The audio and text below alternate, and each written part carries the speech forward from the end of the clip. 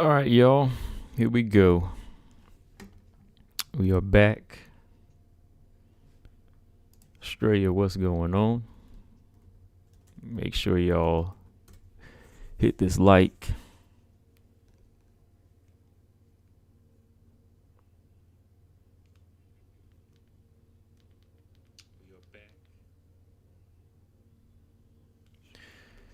All right, y'all. So, let's see. We got about 7-8 people in here now. So yeah, let's go ahead and do this, man.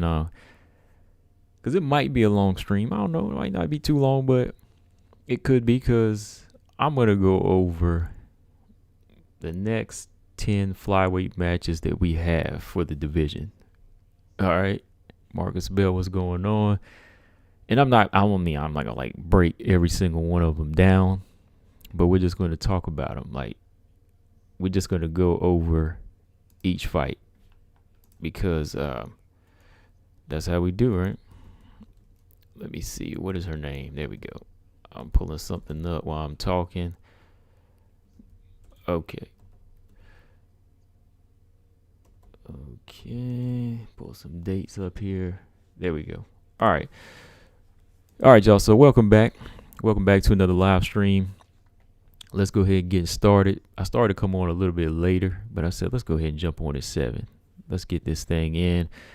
So yeah, today, man, we're going to go over some flyweight fights. You know, I haven't really talked about the majority of these fights. You know, people have been bringing it up to me, asking me about these fights. Like, oh, did you know this happened? This happened. I was like, yeah, I seen it.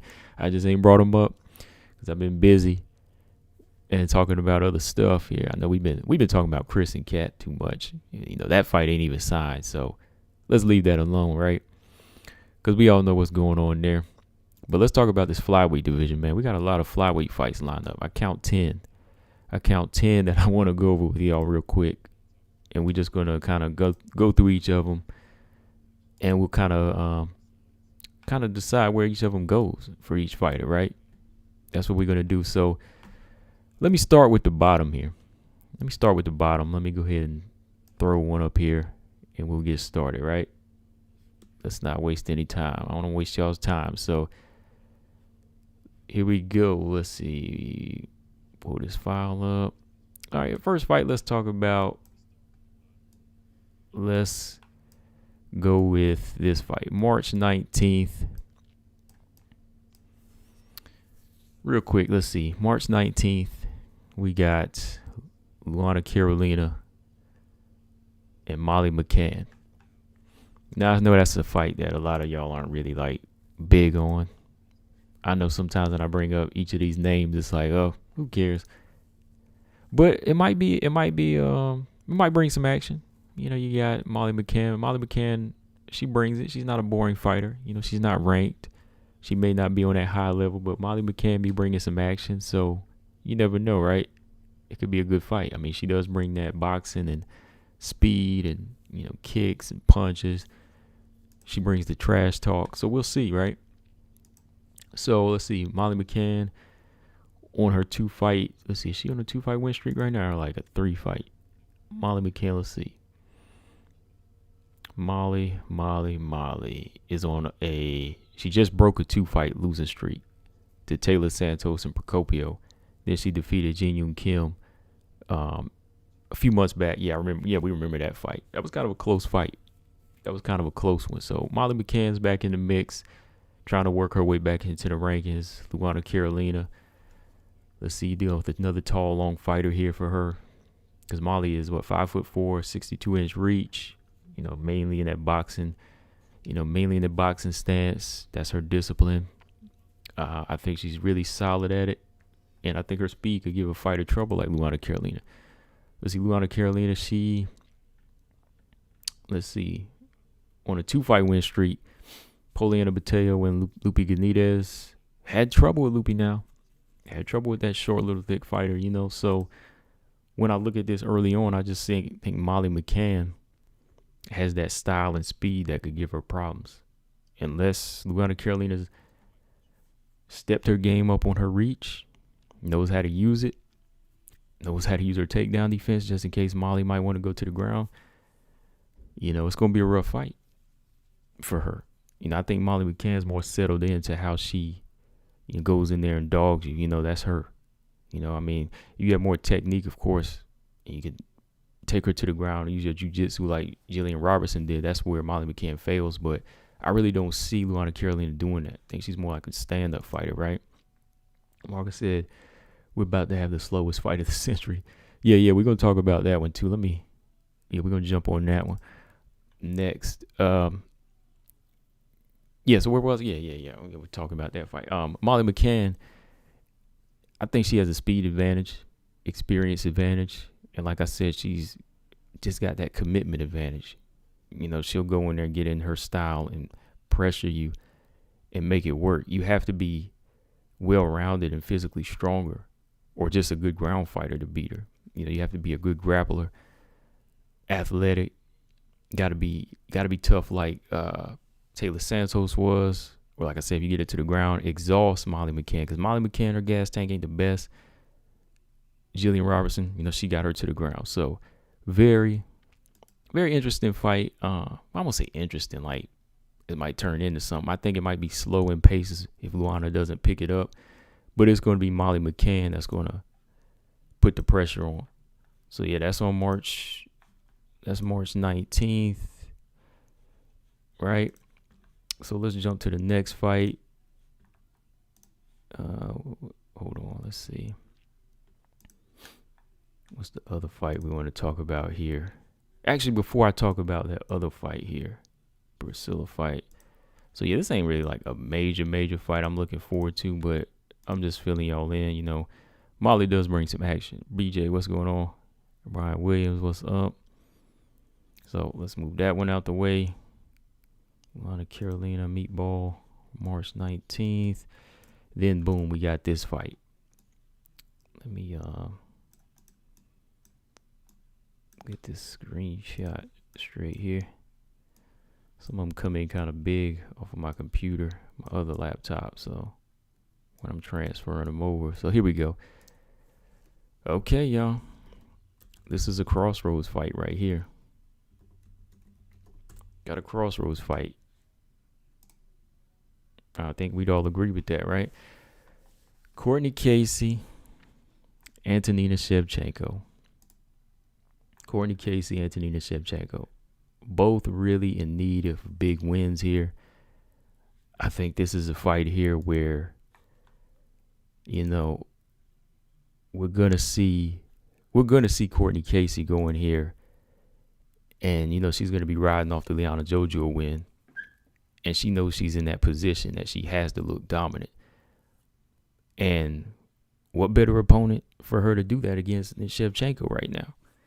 Antonina Shevchenko is not really like bringing the biggest threat. I think she showed that in a few of her fights right now. I think that Courtney Casey, with her last fight on her contract, I think she's going to want to go out with a bang or score a big win to get re-signed. That's her game plan, is to go in here and look good and get Antonina out of there and try to get re-signed for a few more fights. Yeah, because this being her last fight, she got to look good. This could be Shevchenko's last fight. This could very much be her last fight. She go in here and get stopped or submitted by Courtney Casey. This could very much be her last fight, right? So let's look at their stats a little bit, man. Courtney Casey, she been in the game for a minute, 34, tall, long fighter. She's a big brawler. Her ground game ain't never really been the best. She's strong, has good takedown defense, mostly a straw weight, but since she's got up here at flyweight, she still hasn't looked like the best. She still has to go in there and commit. I think when she went in there against Liana Jojo, she just schooled her, because Liana just doesn't have that type of skill set to compete. Those other ladies like JJ Aldridge, Jillian, they had the skills that countered her style. Liliana Jojo just didn't have that type of experience like they did. That's why Courtney looked as good as she did. But Courtney still has a chance to look good against Antonina, in my opinion. I think she's committed more than Antonina. She's tougher, a brawler, so she can push the action just the same way Casey ONeill did. Andrea Lee, all these fighters that like to bully her, she can do that. I think she can do that. When you look at the size, not too far off. Antonina's like 5'8", both tall and long, but I think Courtney Casey's just so much more committed. Even, as of lately, just the way she's been fighting, if this is her last fight, I think she fights hard. And, she's not like the most technical striker. And I think that's where it'll come into play. Because Antonina's, she's a good technical striker. She has the boxing background, but it hasn't really taken her to the levels. Like, I know people bring that up. Oh, like she's a Muay Thai fighter. She's a boxer. But has she transitioned her Muay Thai over as well as her sister? Or as well as Luana has? No. That's why she's unranked. Right? So if she can't go in there and be the striker, light on her feet, like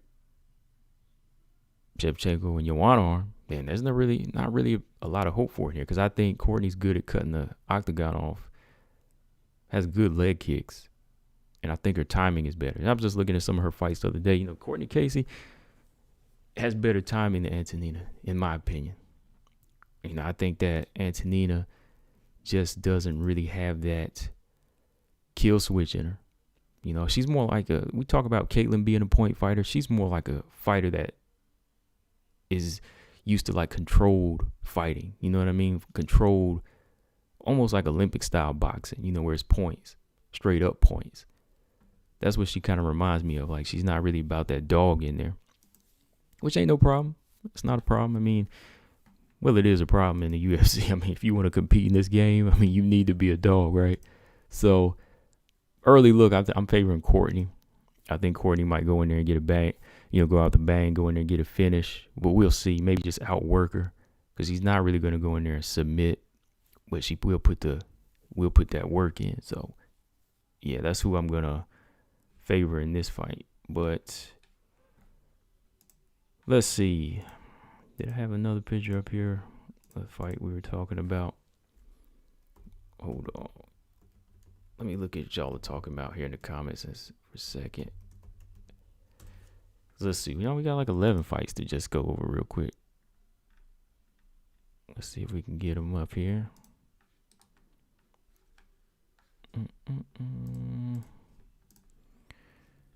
Yeah, a little bit of snow out here. I was messing with my connection the other day, man. I don't know what was up. That's why I said I can't jump on here on Friday, man. Like the weather was acting crazy. Well, it was about to snow last night. That's why it was crazy wind out here. I told y'all I'm not a winter person, man. Can't stand it. Can't stand ice. Can't stand snow. Any of that. All right, there we go. Yeah, Marcus said this is her last fight. Brian said it was good. She's finally starting to sound like a real fighter, understands where she is and what it'll take to be elite. Who's he talking about? Oh, Courtney Casey. Oh, BJ said Jillian outclassed her on the feet. Antonina will probably need to go to Bellator. That's what Robot Chicken said.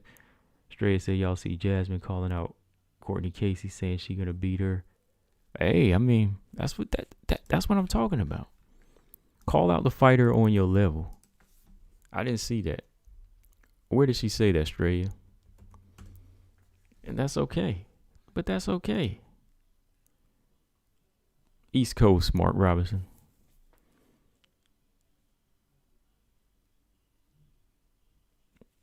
Southeast.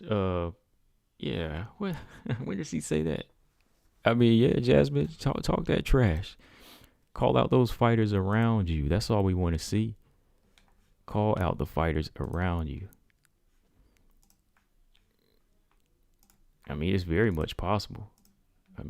Y'all see how tough the girl is. Jasmine's tough.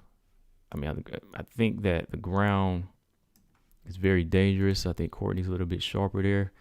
I think Jasmine and Courtney, they're Casey ONeill. Jasmine and Casey ONeill, their defense is about the same. Wow. BJ said ONeill kills Jasmine. That's, I don't know if she kills her. Straight, I posted a link in the community section. Okay.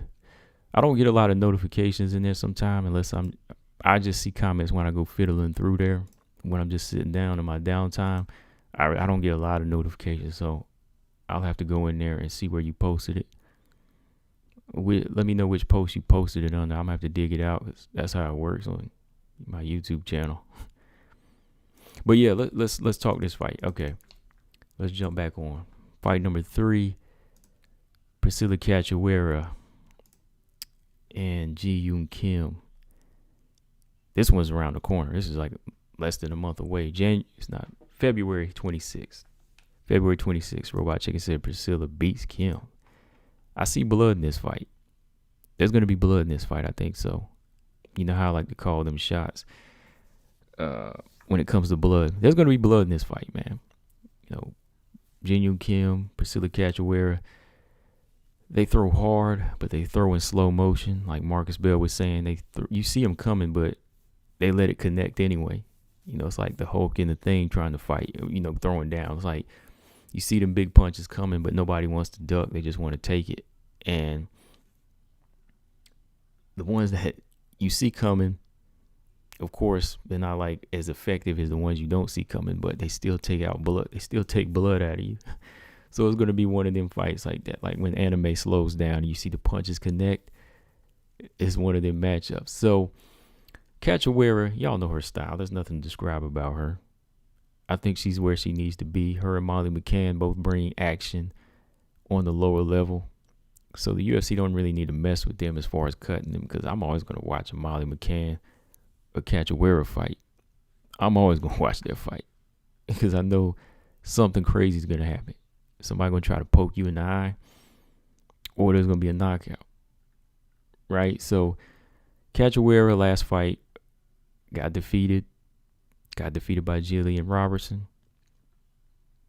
And then before that, she had beat Shanna Dobson, Gina Mazzani. And yeah, you can kind of see the level she'll beat. Those fighters at the bottom that are not the most polished at flyweight, but as soon as somebody has a great discipline like Jillian on the ground, she loses. But Ji-Yoon Kim is the level where it's going to be more comfortable for her. Ji-Yoon Kim is bringing the slow boxing. Slow boxing, slow stalking, slow pressure. Just like Molly McCann dealt with. She's going to be bringing big punches. So, I don't know. I think power edge definitely goes to Cachoeira.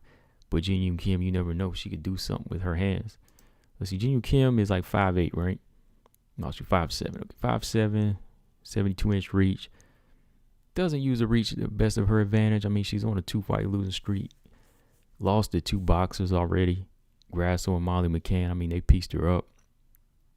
So she doesn't really have like great timing. She's not really good at timing whenever a fighter's faster. So I do kind of lean towards the brawler in this one because both of them's heads going to be on the line. It's all going to come down to power. But I know somebody's going to get opened up in this fight. Yeah, Robot Chicken, Priscilla's too aggressive for Kim. Like, Kim hits hard, but she's a little patient, and she's like Antonina at times. She'll let you get in on the inside and push her. Straya said it's in the post where you said you were pushing back the live stream. Okay, I'll go back and check. PJ said the thing about Priscilla is she steps in and throws hard, right? And that's all you got to do. When you in there with Ji-Yoon Kim, you just step in, throw the pitch, boom, home run, right? That's what it is. So yeah, that fight is coming up right around the corner, February 26th. Let's jump to the next one. Like I said, somebody is going to sleep, but both of them are going to be swimming in red for sure. Let me see. What's next? Let's start moving up the ladder here. That was 1, 2, 3.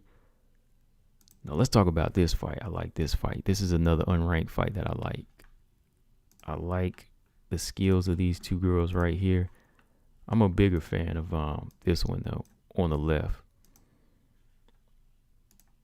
Where are we at? There we go. Shrink it down. Shrink it down. Shrink it down. There we go. JJ Aldridge. Aryan Lipsky. I like this fight.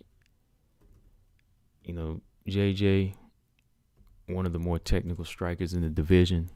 You know, I like to see a little bit more from her. You know, I think that, you know, she has some very good skills when it comes to her stand-up and even her takedown defense and what she's doing with the ground, man. At 29, I think that, you know, she still has a lot of time to get into the top 15. You know what I mean? She can still work her way in there, especially with who she's working with. You know, she's on that team with Rose and all of them other fighters, you know, she's surrounded by. You know, she's definitely going to push that level of getting to being well-rounded. So, you know, looking at JJ Aldridge, you know, I see a lot of growth in there. But then you got Aryan Lipsky, man. Aryan Lipsky with ATT, they kind of been doing wonders for her, right?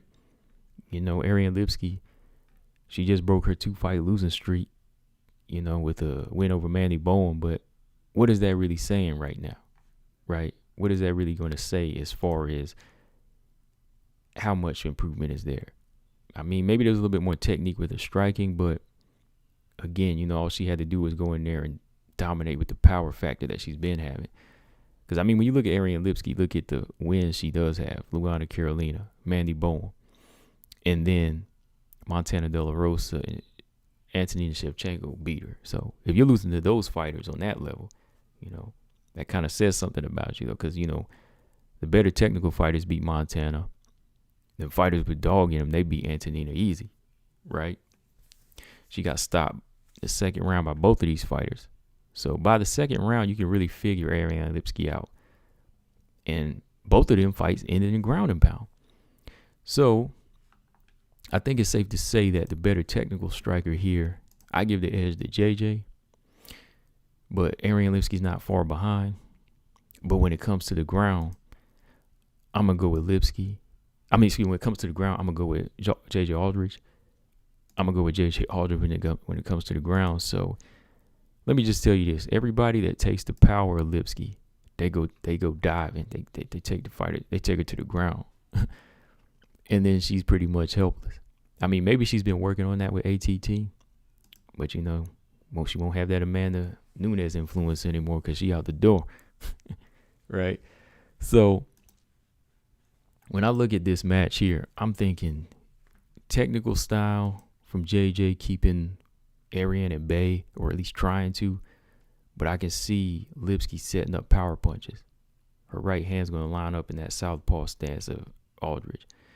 And when they start cracking, I think Aldridge is going to become a wrestler here for sure. Let's see. Because I'm looking here again. Shevchenko, ground and pound. Montana, ground and pound. As soon as they got hit, they took her to the ground, put her on her back, defeated her with ground and pound. And I think Aldridge is strong enough to keep her down and work her strikes. You know, she's a harder hitter when she gets on the ground than some of these other grapplers, you know.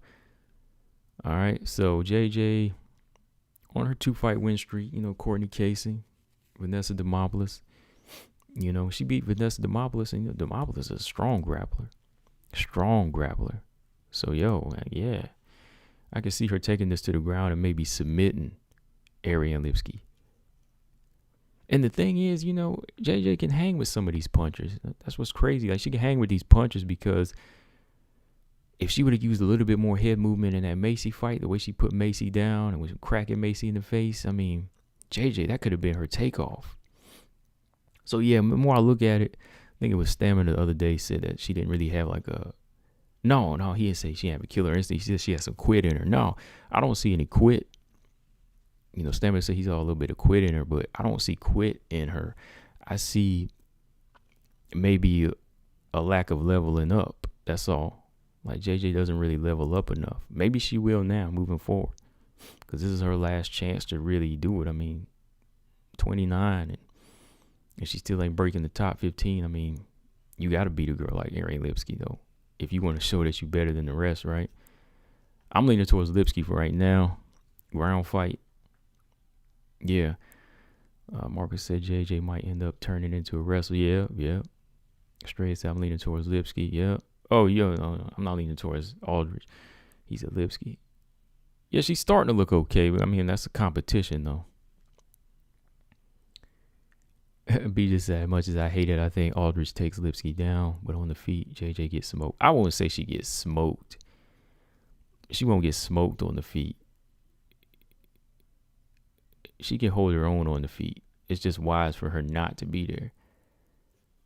Mark said in her last fight, I think Lipsky proved she has learned to not be so excited to go for the kill that she forgets to worry about the takedown. That was a weakness for her. Yeah, she knows how to mix it up now. V. Kendra said, I don't think Lipsky has great technique at all. Is that just me? It's not just you. I mean, it's proof in the record. I mean, I agree with that. I mean, I think she has a nice right hand. Like, technique in her punches, how she turns them over. Yeah, I can't deny that. But her overall technique, I don't see a great deal in there. Like, again, like, look at her losses. She lost to Montana and Antonina. You know? You're losing to them and they're stopping you both by ground and pound. It kind of says something about your technique, you know. I think JJ has better technical striking, but not much power. Yeah, she has better technical striking. Yeah, definitely. Vanessa can't wrestle. Vanessa can wrestle. Vanessa's a good grappler and a wrestler. I mean, that's a strawweight though. So yeah, early on I'm looking at Lipsky. Why I keep saying I'm looking at Aldridge. Oh, going down Aldridge, JJ Aldridge. That's BJ looking at Lipsky, not me. Okay, that was 4, right? Let's jump. What's the next one I want to talk about here? All right, 5 here. One more in this bottom row here. Okay, here we go. Next fight. Boop. Here we go. Next fight. Okay. Sabina Mazzo, Mandy Bowl. Sabina Mazzo and Mandy Bowl. Battle of the tall, lanky, wiry fighters here. Ain't nothing bad about that. I'm just saying, you know, that's how they're built. I like watching these type of fighters fight. All right, Sabina Mazzo, Mandy Bowl, March 12th. Next fight. So, must win for both fighters here. Must win for both of these, you know, tall, long fighters here. They are in a position now to get it. For one, I say that for, y'all know what I'm saying for Sabina Mazzo. Sabina Mazzo was on a 2-fight losing streak. You know, she 0-2 last year. She needs a win. Mandy needs a win. Mandy needs a win because though this is her second fight, I like 16 people. Make sure y'all hit the like button there too. Like 18 people, yeah, do that before I keep going.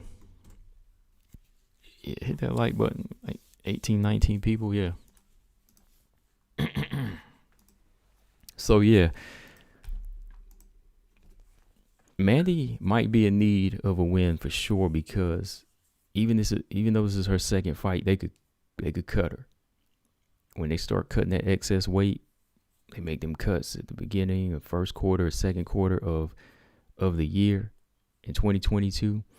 It might be time. You know, they might say, "Oh, we gotta let you go." Or Sabina Mazzo lose. It's like, "Oh, we gotta let you go," right? So, no, it ain't gonna work that way. They gotta go in there and perform. You know, Mandy, she has to go in there and show that striking that I know she has. You know, that work rate that I've seen. I think she just had them first fight jitters against Aryan Lipsky. So she got to get that work in. You know, she got to go in there and establish her jab early and use her reach. That's what I'm saying now. Look, when a fighter is long and tall, I ain't saying it's a reach advantage or height advantage anymore because some of these girls don't know how to use it. You know, not a lot of these women know how to use this reach and height advantage or so-called advantage. Just because you're taller don't mean it's an advantage. Mazzo didn't use it well in her last fight. You know, Gapova took her out quick. Well, not want to say quick, but easy. You know, she took her out easy. And TJ, what's going? He said, I'm here for the 6-hour Saturday special show. Waiting for the Palace Athena segment.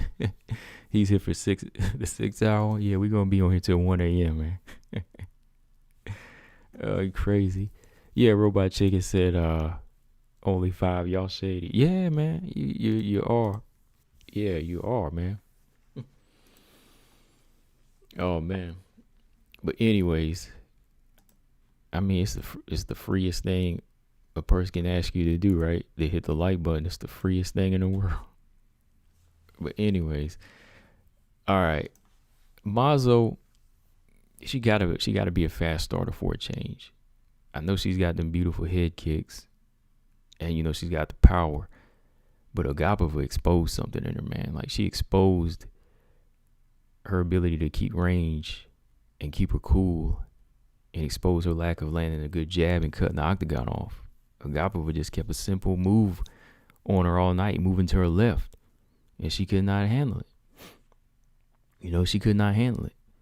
So Mazzo can, you know, Mandy Bohm can kind of take that same approach here. You know, walk her down.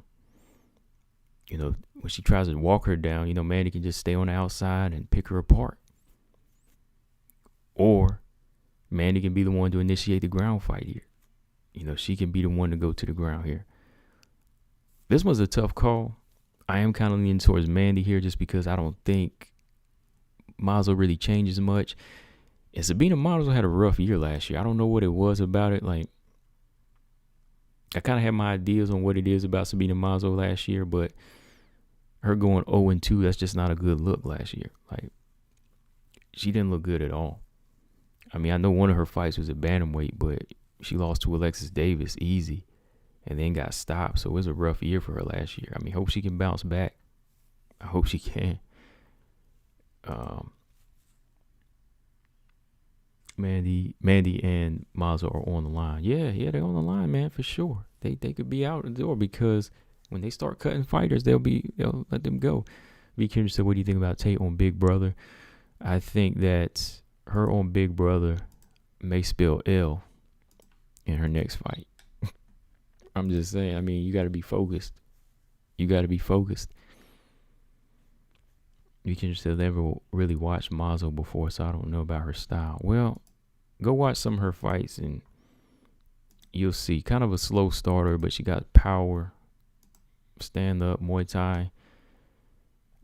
That's why I kind of lean towards Mandy here because she has the ability to switch up the game here. I see Mazzo kind of sticking to her same game plan. I mean, I hope not. I don't want to see her get beat one-sided again, man. So that one is what? March 12th. All right, let's start getting to the juicier fights here. Let's get to the juicier fights now. I mean, there's the good ones, but let's go up here. What's the next one here? 1, 2, 3, 4, 5. All right, let's go to number 6 here. I'm going through my file here of fights. I know this fight here is going to get BJ talking in all caps. So, all right, here comes let's see, bloody war. Comes another bloody war. Here we go, y'all. Macy Barber, Montana De La Rosa. Bloody war. I'm already calling it. Bloody war. April 23rd. Fingers crossed that the fight stays on. Still a little far out. But let's talk about this fight here. All right, so Macy's what? Ranked number 13? Ranked number 13. Oh, yo, High Five said Mazzo has a decent boxing style, but she has no power. Yeah, no, not really a great deal of power in her hands, but it's her kicks. You know, it's more Muay Thai style. All right, April 23rd, we got number 13, Macy, and the unranked Montana.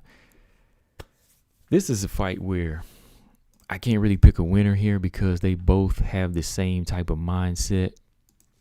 These two fighters have the same type of mindset where they won't fully level up. They will not fully commit.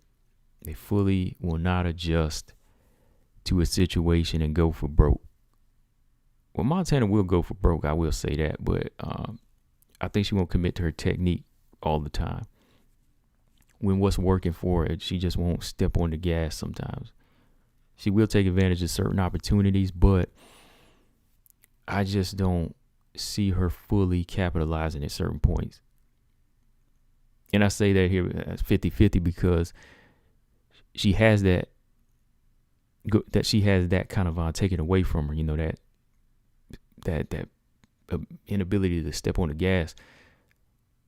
That's why it could kind of balance out here. Macy Barber could be that one to go in there and take full advantage. Let's see. Robot Chicken. Oh, Stamina, what's going on? Kendrick, I think Montana wins. Macy has suspect ground game. Yeah, I'm going to bring that up. Yeah, like 50-50, but Montana has the more tools to work with. She has more of the experience on the ground, and she does have the, I'll say, broader toolbox. It's just that she doesn't commit enough. Because if she did, she'd be ranked number 10 right now. If Montana was a better committed to her tools, her size, and her strength, and her jab, she would be number 10 or something right now. But she's not, That's why it's hard to just pick in this fight. It's still kind of a pick 'em. Macy, solid hitter, power in both hands. That's her main game. She's kind of been working on her kickboxing, becoming a little bit more agile, working on them spinning back fists. But, her ground game is a bit suspect. I was going to say that too. Like, her ground game is where she lacks. And if Montana gets hit with a big shot in this fight like she did against Aryan, I can see her going to the ground here. I think Montana has the size and the strength to keep Macy on her back. If Alexa Grasso could do it, then I know Montana can do it. She should be able to do it. Let's see. Montana's 5'7", long reach, 68-inch, and Macy Barber, 5'5", 65-inch reach. I keep forgetting that these two fighters are that young, man. Like, Macy's only 23, but she seems like she's been through so much already. And then Montana's only 26, but they've been through so much already. Like, they've gotten these early starts, but it's like, how have they not gotten to where I feel like they need to be? Like, especially Montana. Montana been in the UFC, let me go ahead and pull up the timeline. 2017. Wait a minute, has she been in that long? How long is Montana? 23 years old. No, she's 26 now. 26. Let me do my math here. Dang, she been there since she was 20, 21? Montana's been in the game since she was 20 or 21 now. So, yeah, she's been here about 5 or 6 years. So, come on now. From Montana, I want to see a little bit more. Like, she's like the one in here that I feel like has so much time, and she's had a lot more time than some of these other fighters. Some of these girls, they be getting cut, like Liana Jojo got cut. Montana's been getting thrown a lot of fights where she can go in there and improve. Like the Nadia fight, the Mara fight. Okay, BJ says 3 years she's been in. Has it been 3 years? I thought it was like 4 or 5. She's been in since 2019. Yeah, okay, about 3 years, yeah. It seemed longer, though. I guess I'm counting the Tough House for, like, back in 2017. Since, the UFC has been kind of, like, linking with her. That's kind of what I'm looking at. But, yeah, since she's been officially signed, it is, about 3 years. So, yeah, she's been here since she was 23, like Macy. And I think that both of these fighters, they're getting a lot of experience, but it's kind of hard to really pick it up because some of the fighters are just better than them, right? Some of the fighters are just better than them, so it's really hard for them to get a chance to just fully take a grasp of everything. Like, Montana will beat a certain level of fighters, but then she'll lose to Andrea Lee and Vivian Araujo. Macy Barber will beat certain level of fighters, but then she'll lose to Roxanne and Grasso. So there's a big talent gap between some of those fighters that they fight. Like these fighters here, they can beat, but then when they get to that level of Grasso or Roxanne, Andrea Lee, Viviane Araujo, it's too much for them. Like they need that middle ground to grow. And I think in their early 20s, they're not really getting that here. Like I think that Macy probably could have got that from Invicta. The thing is, they really wanted to push and hype Macy so much that she never really had time to grow in between. Am I lying? I mean, try to push her to top 10 quick. Started getting beat, getting knocked down the ladder. In my opinion, Miranda beat her as well. You know, so she hasn't really had time to grow. Like, yeah, she can say, I can beat this person and beat that person and this, and I like that heart, but where's the rest of that skill that you need? You know, like Aaron's got the experience from Invicta. Miranda got the experience from Invicta and so on. So there's that kind of a lack of middle ground there for Macy, even for Montana a little bit. Like Montana, yes, she's a better wrestler, better grappler better than Macy, but she's not getting what she needs either to keep it going. Because like when she'll beat a Lipsky, then you'll jump up to a higher skill fighter that you'll lose to, you know. That's just my observation. I mean, I'm just going by the resume. You know, I'm not making this stuff up. I'm going by how it went on their resume, you know. Just looking at the resume and speaking on it. So TJ said neither ultimately goes anywhere without changing teams, and by the time either considered it, it'll be too late anyway. BJ said Chikagan lost the eye. In my opinion, she didn't. But yeah, styles make fights. High Five said Macy is wild when she brawls, and Montana will take her down. Yeah, when it comes down to it, I mean, yeah, she has the better technique, but anything can happen in this fight. I still have to put it on my list as 50-50, just because of their positioning and how they perform. Now, if Montana was number 10, a little bit higher, and beat some of these other fighters, I'd pick Montana all day.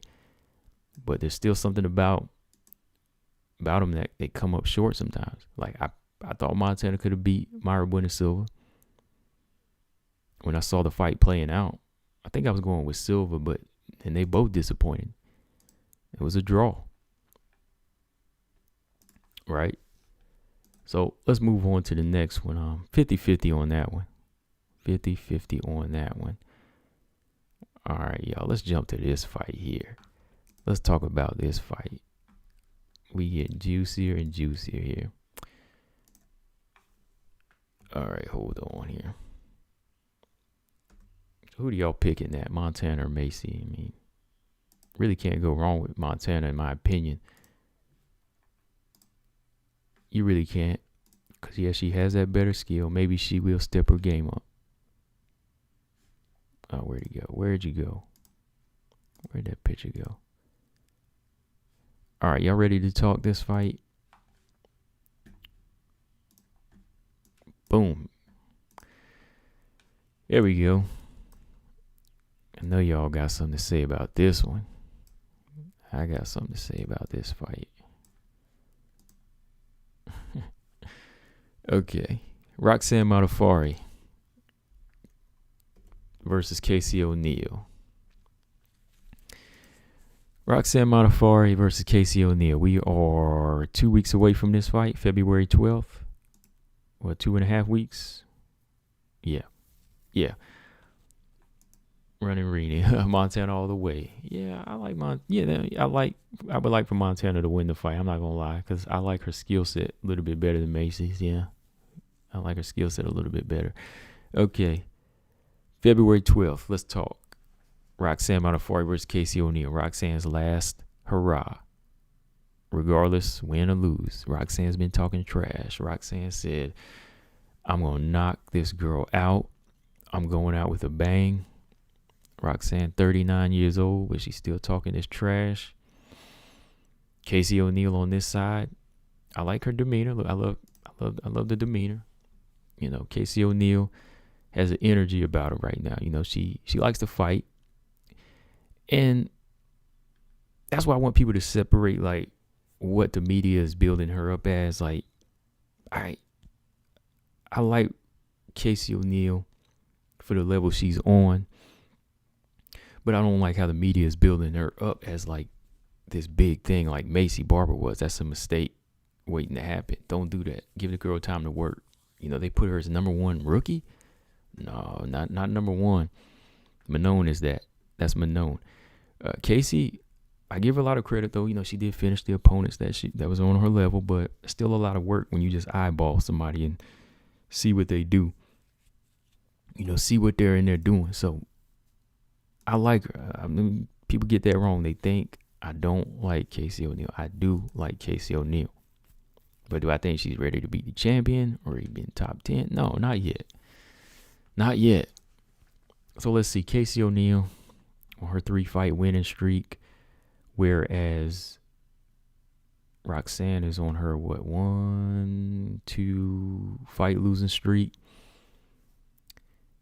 And this fight's going to be interesting to me because I think I've been giving y'all the blueprint on how to beat Roxy. And I hope y'all are hearing me when I tell y'all this. Like, if y'all hear the UFC say it, I've been saying this. Like, the blueprint is there to beat Roxy. But the big question is, does Casey ONeill have these tools that I'm always talking about on how to beat Roxy? Like, to beat Roxy, got to have power, you got to have size, you got to have strength. A combination of all three things, or maybe two of the really good ones, like strength and takedown defense. Like, you got to be able to bully Roxanne. You can't give her space. Like, if you're too respectable, you can't beat her. Like, you can't beat Roxy if you give her time to think and throw her jab. Like, again, the big, strong fighters beat her. Vivian, Lauren, Sarge, Taylor.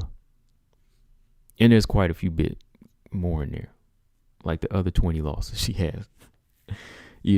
Take your pick on all the big, strong fighters that beat her in there. There's a blueprint there. Right? So my question is, does Casey ONeill have those things? Like, is Casey ONeill as strong as Taylor Santos? Is she as strong? Is she as committed to her stand-up like Vivian Araujo? Does she have that clinch game like Lauren Murphy? Does she have that wrestling like Sarge and that dog in her like any of them fighters to ragdoll or overpower Roxy? That's the question. What do y'all think? Let me see what y'all are saying here. Stamina said Roxy talking greasy. Pigs might actually fly. Bluebird said maybe Casey in a split decision. Roxy's hard to put away and she has cardio. Hard to call this one. PJ said, but they aren't really pushing her like that. Like what? They are pushing her. He said maybe if Manon had finished MBS, she would have been number one. But, well, MBS is a much tougher opponent than all the fighters that Casey ONeill's faced. So, I'm basing it off her resume. Finish or not, that's a better win than the majority of Casey ONeill's. I'm just saying. He said 3 finishes in a row. Yeah, you can't ignore 3 finishes in a row, but I mean, level of competition. B. Kendrick said Casey literally is losing the fight until she stops the opponent, so that type of fighter is not dependable. 2B said, who does the king have to beat to convince she's a threat combo? Who does she have to beat to convince me? Beat Aryan, Aaron Blanchfield. Beat Manon or Blanchfield. Okay, 2B said, girl, I know y'all gonna defend her, but I got guns for days, all right? Beat Aaron Blanchfield. Beat Manon. Aaron's been calling her out. Beat that fighter right there. Then maybe, even then, Aaron's not even in the top 15, so I can't even say that. So beat Manon.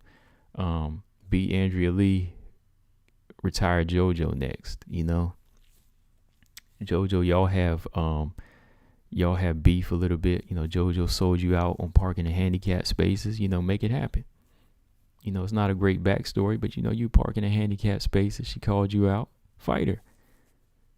So them some names right there. I was about to say combo. No, 2Bs. Yeah, man. Like I said, I don't hate her, man. Like, this is what people don't understand, man. Like, there's a talent gap between her and Manon. Manon's a little bit more advanced than Casey ONeill. That's all it is, man.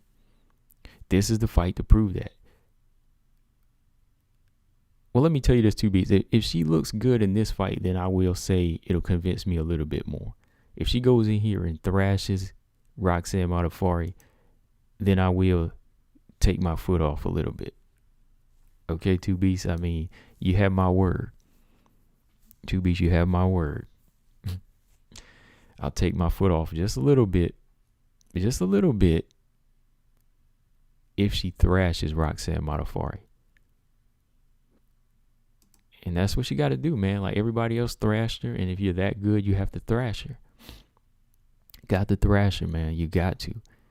Taylor did it. Vivian did it. Lauren Murphy did it. And to look like that next level, to get to that woman that's keeping the belt warm for you, you have to thrash. Manon is out here thrashing people, you know. Thrashing good competition to me. Even before the UFC, she was thrashing good competition. Oh, I know I'm going to get heat for saying that. Okay. Let me go through these comments a bit. We still talking about this fight because it's a big one. Like, what is Courtney Casey going to do to beat her? Like, I'm not saying she can't do anything. What else can she do? Like, give me some good tips here. BJ said Manon should have stepped up. Casey did. How did she not step up? You stepped up when you were on the 19. When you were sick, you stepped up. Okay. How did she not step up? Okay, you had a hurt ankle and you had a 19 and you still won the fight 30-27, BJ. How did you not step up? Talk to me. B. Kendra said Barbara is team favorite, so very generous on scorecards. Casey better beat the blind fighter. Y'all crazy. TJ said, thank you for saying that. MBS is better than anyone Casey has faced. Yeah, oh, yes. Yes.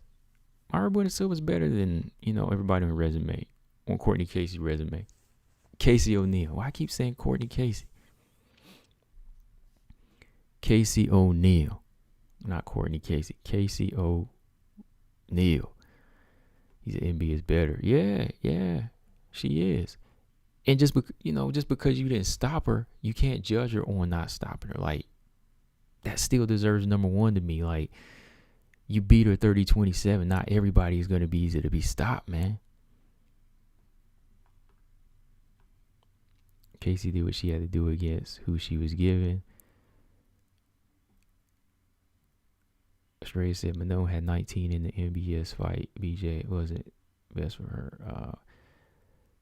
BJ said Manon had, hang on one second here.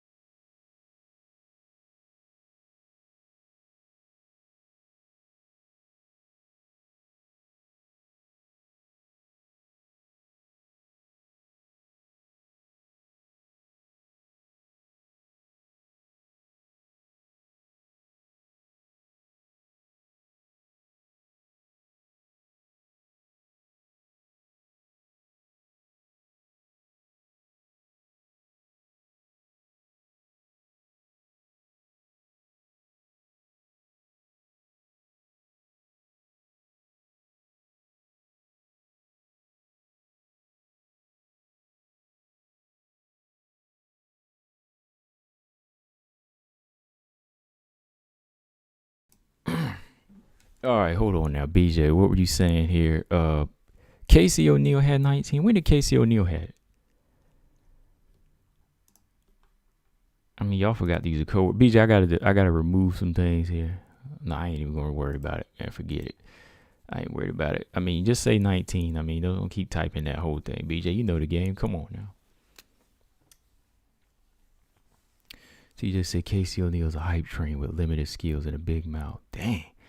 I won't say she has a big mouth there. That's where I kind of disagree. Like, she, it's not Roxy. Casey ONeill, the machine behind her is building her up. That's what it is for me. Like, they're hyping her up a little bit more than she needs to be. But I think she's still working. The thing is, the fans and the media are pushing her out to be more, B. Kendra said Manon didn't lose a single round, unlike Casey. Exactly. That's all I'm saying. Like, just because you didn't stop a person, you still won 3 rounds though, right? But let's talk about this fight here. Let's talk about this one here. All right. How do y'all see this going? How do y'all see Stray keep coming up with names for, man? Burger King. No, it's all good, BJ. I just saw that come up a couple of times. I was like, oh man, he over here talking about it, man. Just gotta say 19, bro. But all right, BJ, go ahead and give me some keys to victory for Casey in this fight. For me, like I said, Casey, I'll start. To beat Roxanne, Casey has the pressure in here. To me, Casey O'Neill's got to use some pressure and strength like Taylor did. Like, she's got to have power in her hands. And that's my question. Like, I don't know if she has that power like Vivian and Taylor Santos with those right hands that they got the respect from Roxanne. Like, does she have that? Does she have that ability? Like, is her defense tight? Or does she have the speed? Like, based off of the fighters she beat, she got a good style for them. Like, Antonina, you can pressure her because she's not really going to be as mobile. You can push her back. Procopio had good success. Like, Procopio had success on the ground until she gassed, right? That's where I give Casey O'Neill credit. Like, Casey had a good gas tank. Shanna Dobson landed some good shots on her. Shanna did land some good shots before she got beat. We can't deny that. So if you are a much polished striker and you're better on your feet, you will have success against Casey O'Neill. And I think that's where Montana's going to give her trouble. And Montana got a good, when I say Montana, keep looking at all these faces here. Roxanne has that jab, okay? Roxanne has that jab. I'm telling y'all. I remember I told you that, BJ. You thought I was crazy when I said that before. Roxanne's striking is better than Montana. She's much more committed to it. It's much more effective than Montana striking. That's why I see Roxy offsetting a lot of these girls and still holding her own. Roxy's jab is good. It's money here. And I think that's effective against a fighter that doesn't have great defense. And Casey O'Neill hasn't really showed great defense. I mean, I've been looking at some of her training videos. She has been working her striking. She has been tightening up a little bit. So maybe this will be that fight. But as of right now, I think the stand-up favor is Roxy. Roxy's got a few of the wins on her resume that she can prove it. Like, not many people have beat Andrea Lee in a dominant fashion like Roxy has, right? Let me double check.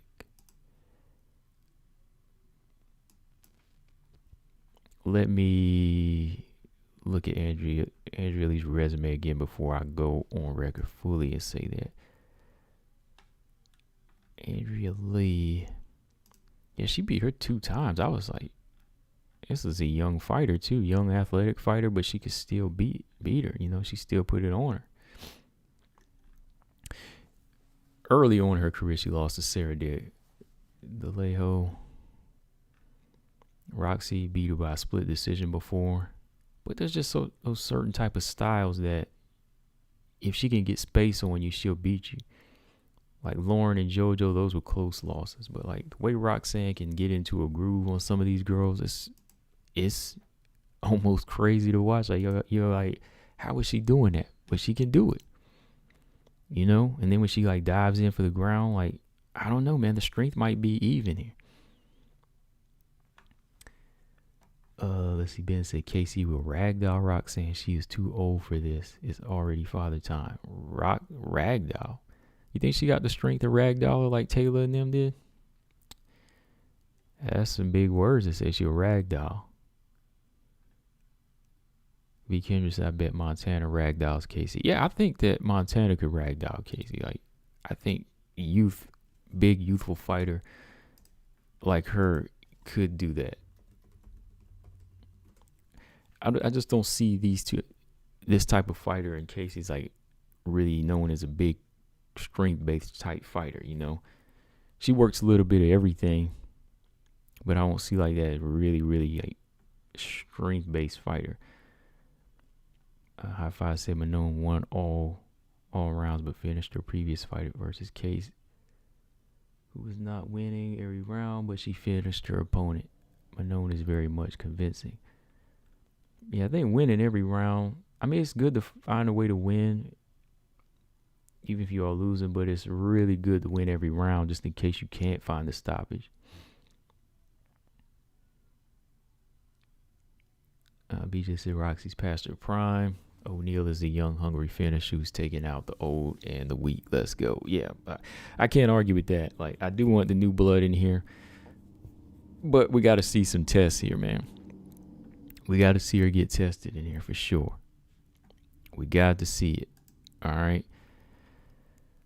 It's a tough one. I'm going to say it's 50-50 right now. I got it 50-50. Stamina said War Roxy. I know TJ got Roxy.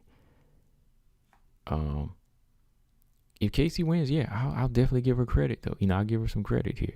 I'll be a little convinced that she can move up and challenge some of the lower level top 10 fighters. Not necessarily ready for the champion, but yeah, I think she'll show us something, right? She'll have shown us something, you know. Again, depends on how. Like, it has to be dominant though. Got to be dominant. Got to be dominant. All right. That's right around the corner. So I'm going to do my breakdown for it, you know, next month, you know, within the weeks. So we're coming. I'm coming right around the corner. All right. All right. Next, let's talk. Now we're getting into some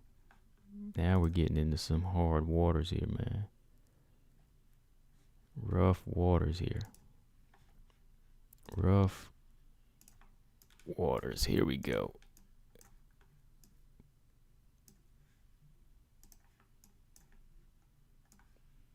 There you go. This one is March 5th. I don't even have to look at the schedule for that one. You know I remember this fight. All right. Ben says strength of 23 years old versus 39 is different. Casey is really hungry. Oh no, I can't just base it off of age, man. Y'all know that old man strength ain't nothing to play with. Old man strength a lot of the times defeats that youthful strength. I mean, it depends on the situation, but you know, just being 23, there's still some things about your body that you're not familiar with, like a 39-year-old that is seasoned. That's why I still say it's 50-50. It's still 50-50, man, because I see some 39-year-olds just outwork young guys, you know, straight up put the strength on them. You know, that late 30s strength sometimes that ain't on me 60 or 70 years old. No, 39, you can still be stronger than a 23-year-old. The old man strength ain't nothing to play with. Roxy still has that.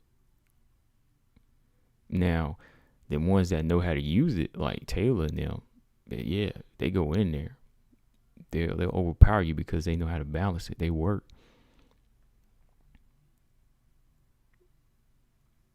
All right, before we jump to this fight, let's see. Casey is hungry, but she'll never beat the decision queen, Chikagan. She's a test for everybody. 2B said, I'll take the king, wins by third round stoppage. Okay. So 2B, he's got Casey ONeill by third round stoppage. Not submission, but a stoppage. Okay. BJ got ONeill by unanimous decision. I mean, it's possible. It's very much possible. It's still 50-50 for me. Anything can happen in this fight. This is a test. This is a test. These are the type of fighters Roxanne has fun with. I just know off her past history.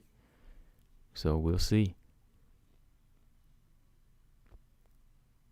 We will see. All right, March 5th, Manon Fiorot, Jessica. Let's talk. Y'all know this is my fight here. This is big for Manon. What is Jessica rank right now? Let's go ahead and pull up her rank and make sure I got this right, because Manon is number 14. I think we all know if she can defeat Jessica we might be 2 fights away from 2 or 3 fights away from a title shot from McCann. McCann is ranked. It's crazy. McCann is ranked higher than Casey ONeill, and she ain't number 1 rookie. That's the thing that just tripped me out. All right, number 14, McCann. Jessica I's number 9 now. So yeah, McCann is breaking into the top 10 with this win. If she gets this win, she breaks into the top 10. All right. McCann could be breaking into the top 10 with this win over Jessica I. Got to get it. And look, I will tell you, look, I is trouble. I is a lot of trouble. Just like Roxanne's a lot of trouble. The thing is, I think McCann has more tools at her disposal. You know, McCann has a lot more tools at her disposal, and she's a lot stronger, you know, to go in there and be dominant against Jessica I versus, you know, Roxy and Casey. I think Roxy and Casey, that fight is much closer. I mean, anything can happen against I and Fiorot, but I think that Casey ONeill has little less to work with against a very experienced fighter like Roxy. I think McCann has more, you know, she has more to work with that's going to help her be dominant. And just because she's polished, you know, she is much more polished on her feet. You know, McCann has the dominance factor about her. You know, the confidence in there. She commits to her hits. She's a harder, much more proven striker than even like Casey ONeill. So I see her going in there and putting that work in here. You know, but you can never count out Jessica I. Jessica I is a good boxer. You know, she has a good jab. She could surprise with takedowns. But my thing is, if Cynthia Calvillo can take Jessica I down, you might see McCann go in here and get some takedowns. McCann taking Buena Silva down. She's showing her skills as far as strength in her early fights. So yeah, McCann has the ground game as well. You know, I think McCann might be the one to surprise us with takedowns here. Like if the jab is getting, you know, off. You know, if I has that going, you know, she's being consistent with that, boom, you might see McCann go in there and get a takedown. Or she might just do it to surprise y'all and just shock y'all and say, oh, wow, McCann is well-rounded. For everybody that thinks she's not well-rounded, you know.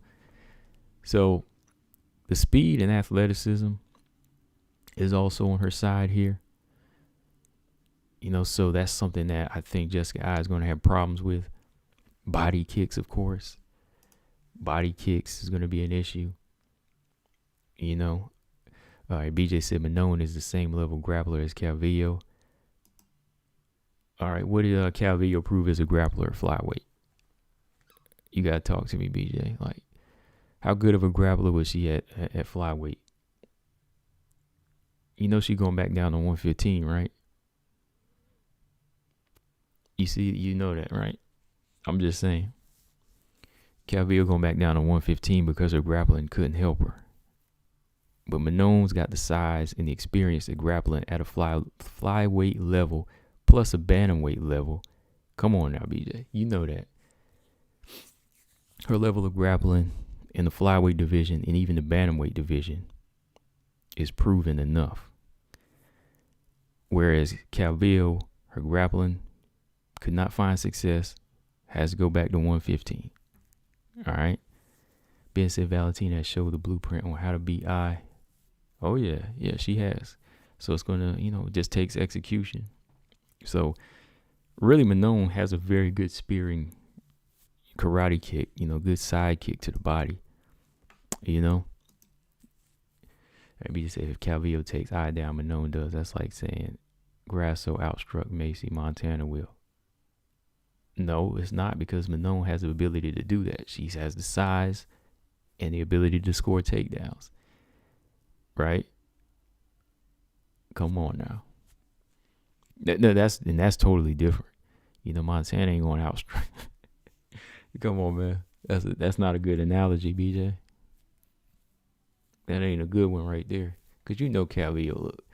Calvillo, if she's taking her down with her size, you know McCann was going to do it.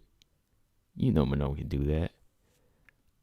Tell me about her experience with taking flyweights down besides Jessica I. I'm gonna give you time to answer that question, BJ. Like, how many other flyweights has Calvillo taken down? And how effective has her size been? You gotta answer that question before we get out of here, BJ. How effective is Calvillo at 125? I need that question answered. Ulysses said Manon is putting a bad beating on I. I'm sorry. Yeah, I hope so, man. I hope she can go in there and put it on her, man, because you got to get another one of these older fighters out of here that already had their shot. Because let's see. Jessica I think she's a older 35. You know, she's been in there. She's been in them wars. 15-10. I think we forgot about that. 15-10. I will give her credit in her last fight. She did do a little bit better than the judges showed you. Y'all don't forget that too yet. Jennifer Maia had a very close fight with Jessica I. So I'm looking at all of that. Jennifer Maia didn't win as close as the judges' scorecard said against Jessica I. So Jessica I still has some boxing ability about her that could be problems. But if you don't have like the commitment, like Jennifer Maia is good, right? Jennifer Maia is strong, she's durable, but some of her boxing is basic. Manon, she switches it up.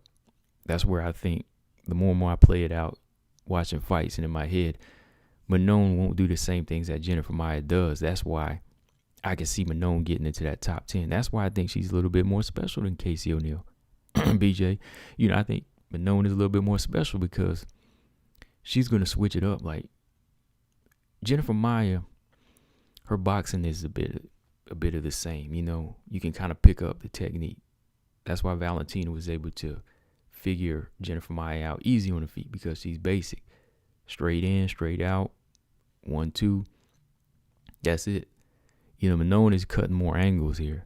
There's a 1-2 or a 2-1, body kicks, check right hook, straight left hands, just single straight left hands leading off the hook, calf kicks.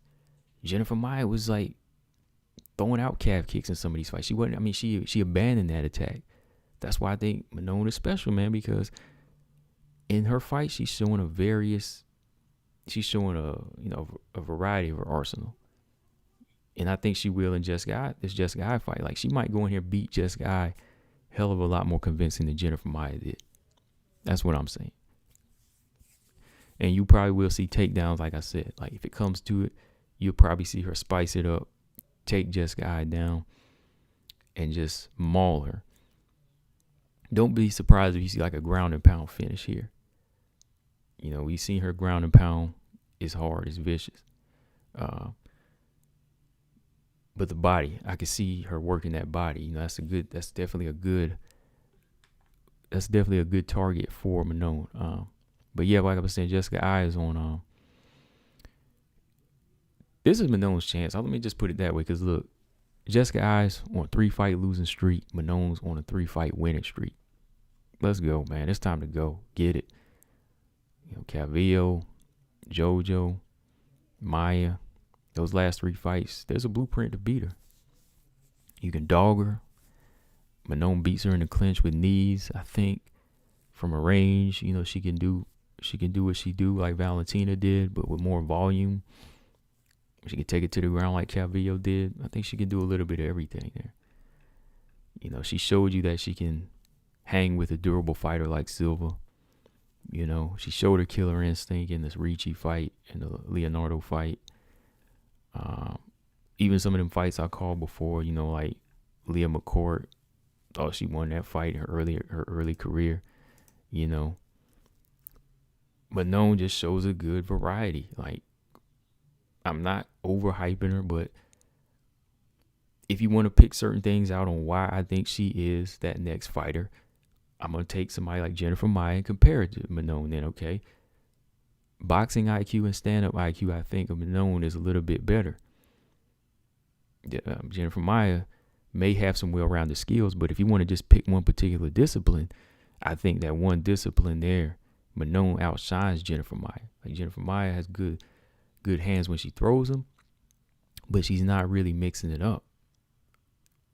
You know, that's why Caitlin beat her twice. That's why Jessica I almost beat her. That's why Valentina beat her. You know, if you pick that one particular discipline, I'm just picking one out to just show you why I think she is more polished than Casey ONeill and why she's going to get there. And I'm going to pick her striking, of course. But I'm going to tell you why. I'm going to break it down to you. And I think that's what's going to be her effective work in there against Jessica I. You know, you're going to get her inside clinch work, body work, a little bit of everything in there, man. I think she'll stop her, man. I think she might stop her. I wouldn't be surprised if she, you know, goes 30-27 too, just because she might, you know, just pick her apart. And Jessica I is tough, but this might be the time where she might be done, you know, and might put that 4-fight losing streak in effect on Jessica I. But yeah, you know what it is. You know what it is. BJ said if Manon gets in there with a good grappler, she gets drowned. All right. What if that good grappler doesn't know how to get past a jab, though, BJ? Like, what if that good grappler can't close distance well? What if that good grappler can't defend their body? What if they can't handle Manon's takedown defense, huh? You know, you're going to have to be a mixed martial artist to get in there. You can't just dive in on Manon. Manon's going to turn angles on you. You know, she's not going to fall for simple takedowns. Give me an example of the grappler that it's going to take. That's what I need. Give me that, BJ. Give me that while I'm going to the next fight. Give me the perfect example of a grappler that's going to take Manon down, that's going to drown her right now. I need that. Ulysses, what's going on? He said we need Fiorot versus ONeill ASAP. Yes, sir. I don't know, man. Let's let him go get to the top 10 and then we'll get that. That sounds good. What about that? Mark Robinson, he said if I and her team is smart enough to form a good game plan against Manon, counter the sidekick, I has a decent chance. If she just tries to brute force kickbox Manon, I think Manon wins. Yeah, that's what I was saying. Like if she comes in there with a game plan to catch the kicks, it might be a longer fight. Like if they come in with a good game plan of, you know, jabbing their way in and putting on pressure where she can't extend her legs. But yeah, that'll be a problem. But I think that Manon definitely has the ability to, you know, get the space and turn angles and just break it, you know, just break her down. But you make a good point. That's what I'm saying. Like, that's why this is a test for her, Mark. You know, that's why it's still a test for Manon. Like, Manon, if she beats Jessica, that says a lot, you know, because you still beating a veteran. And it depends on how you beat him, too. Like, if you go in there and stop her, oh, yeah, you break it into the 9. You take her 9 spot, for sure. I'm excited about this fight. I mean, I'm excited about the Casey ONeill and Roxy fight, too, because we're going to have a lot of questions asked. I'm excited. I'm about these good matches, man. So, yeah. TJ said Casey's more well-rounded than Manon. No, she's not. I broke that down already. I mean, when they both were in UAE and one was champion, I mean, how could that fighter be more well-rounded? How could the fighter that's not a champion be more well-rounded than the champion? Right? Like, how could you be more well-rounded than Manon when she was a champion there? I mean, has she, like, separated herself that far from Manon since then? I don't think so. AM8 said Casey 8 flush shots from Shanna Dobson. Yeah, I talked about that. I already brought that up. Yeah, I did. I said, yeah, she did have good success in there. Good success with her hands until she just got, you know, taken down.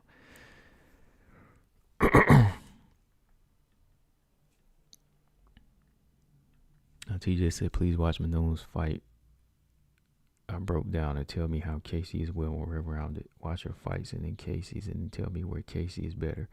I mean, yeah, we could do like both when they both were in UAE. We can break it down that way. I mean, just so everybody can see it. I mean, they both were in UAE around the same time, right? Got signed the same year, so we can break it down that way.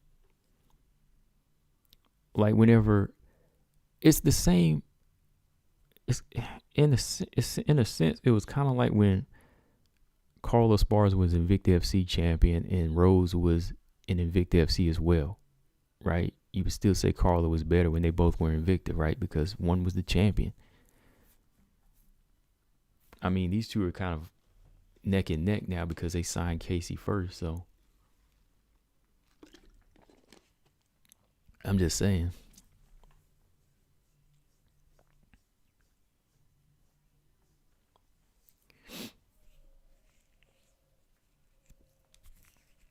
But this here is going to be the fight, though, man. I'm just saying, like, this one here in the Roxy Casey fight is going to answer a lot of our questions.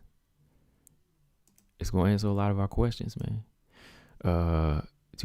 TJ said, being a champion doesn't mean you're more well-rounded than competitors. We're talking skill comparisons.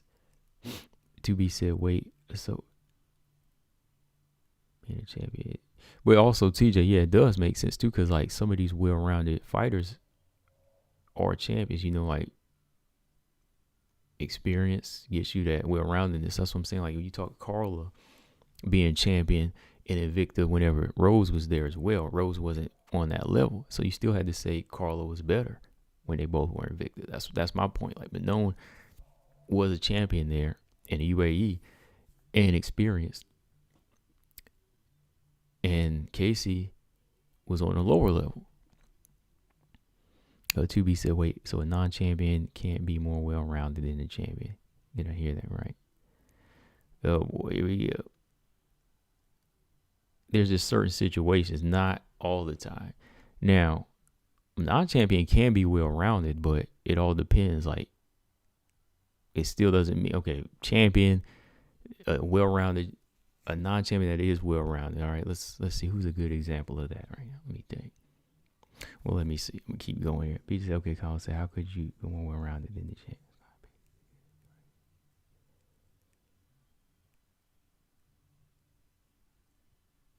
Yeah, I'm just giving a specific example of a certain situation where this fits. Like, last time you could really say you've seen it is like when you see Carla and Rose in that division, that strawweight division in Invicta, right? I'm trying to pick some perfect examples here, so.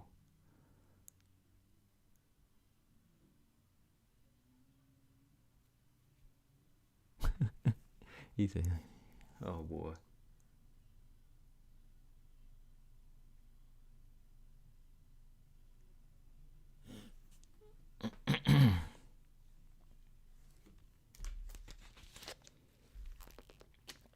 I shouldn't have thrown that well-rounded word out there. I was using that as an example on why Carla was better at the time, but I think y'all are taking that and running with it too much. It's not about well-rounded. It's about who has the more experience at that point and who's just a better, polished, skilled fighter. Let's just use the word polished then. Who was more polished? Let's not use well-rounded. Let's talk polished then. Dump well-rounded out because y'all are taking that point. Y'all are taking that point the wrong way. Let's use a better example of just being polished. My thing is I'm saying Manon is more polished than Casey again.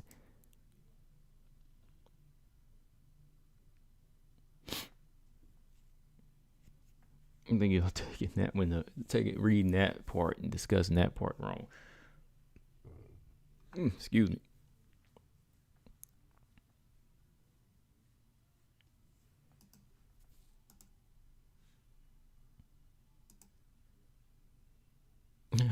TJ, oh man, TJ, where you going? He said I'm gonna leave in that world with King Casey's a title threat. No, she's not a title threat. I think we all know she's not. Yeah, Joanna was, Running Rini. Joanna was a champion, was not well-rounded. Yeah. She's not a champion, but she was very skilled at what she did. Like, yeah, nobody's saying that you have, like, that's not saying that non-champions Can't be well-rounded. There's just certain situations that we're talking about here.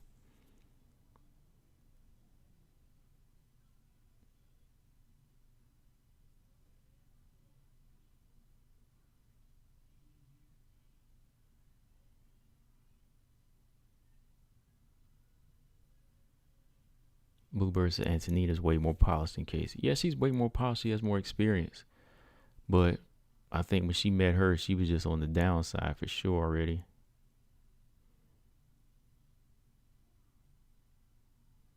Yeah, I was just reading that comment. I was going back and reading some of these here.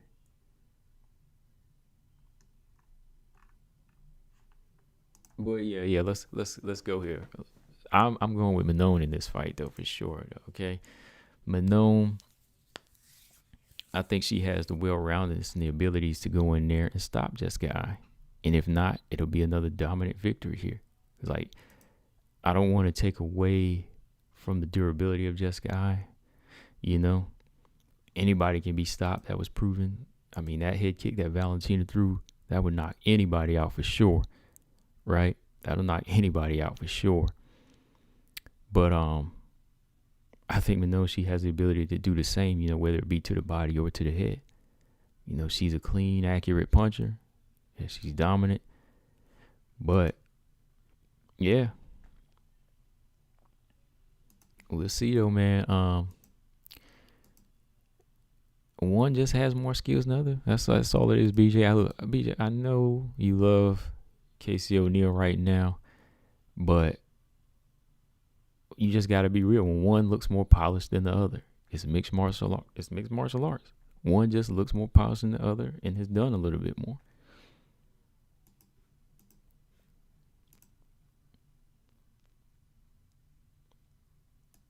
I'm going to just say that, like, I'm just reading through here. Y'all going kind of fast for me. That's why I'm like, okay, y'all get mixed up with some of this stuff. So,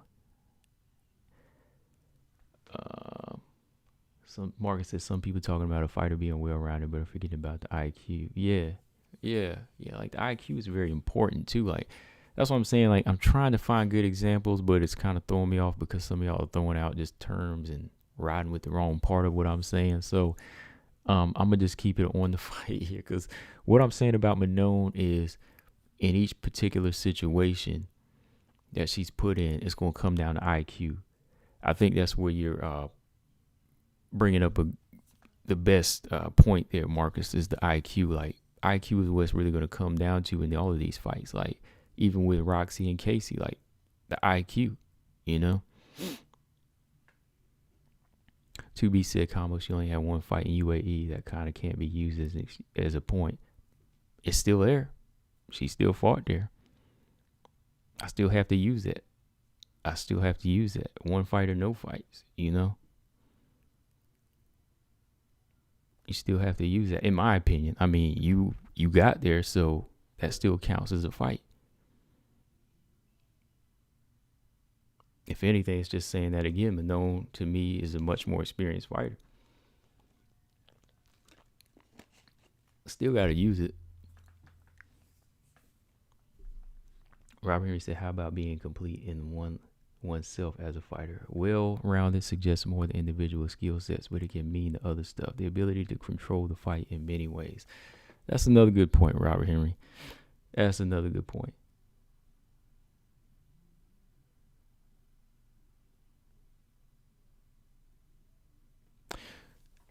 So now that's the excuse you're gonna make for Casey ONeill. Just she could have stayed. She could have stayed there and became champion. We're not gonna use that now. That's what I'm saying. Like, one fight still counts. We can't do that. We're not gonna do that. Say, oh, she was there longer. She got a chance to become champion. Casey ONeill could have stayed and became champion. She could have called out Manon in and got the belt. Right? We could still do that. You know, she could have stayed around and fought her.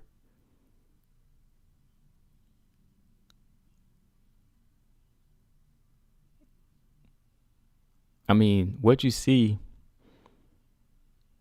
in performances is what I'm basing this off of. So you can make the argument for Casey. Look, I know who you're a fan.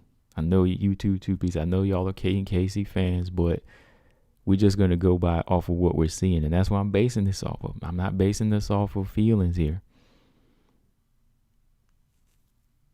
I mean, we could pick the organization or not, but I'm just saying this fighter here has more experience and looks the part. And we'll see. You know, we're going to see February 26th first.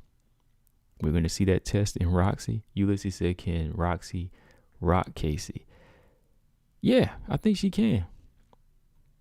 Roxy about rocked Viviane Araujo with a good right hand.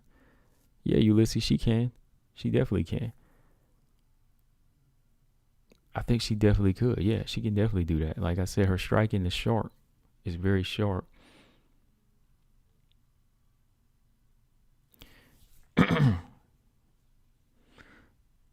Yeah, BJ. Yeah, I mean, just because you didn't have time to become champion, I mean, you can't use that as an excuse. You know. Oh, okay. To be said. So UAE or UFC signing? Why would she stay at UAE? Why? All right.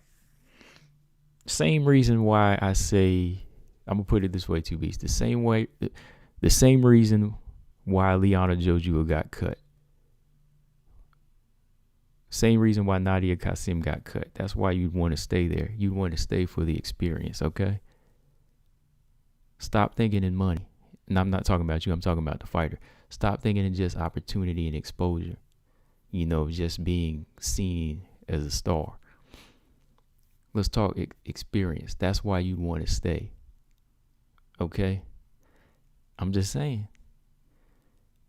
Like Tabitha Ricci, you see what situation they put her in already? 5-0. Could have went and stayed and got the belt in LFA, which probably would have been a smart move. But they said, okay, I'm gonna go ahead and jump over here because it's the UFC, right? They just let certain things get ahead of them. That's my point. You want to stay to get that experience. If you would say and got that experience, maybe I would say, okay, she looked just as polished as Manon.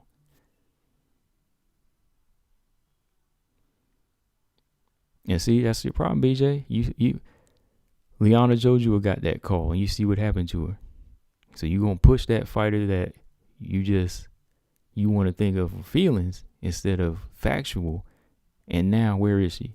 Where's Liana Jojua at now, BJ? Where's she at now? I'm talking about these are young fighters, so there's no rush. So where are they now?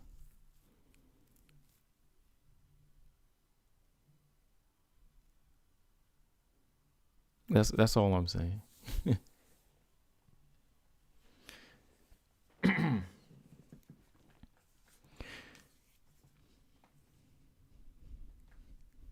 Liana Jojua wasn't what?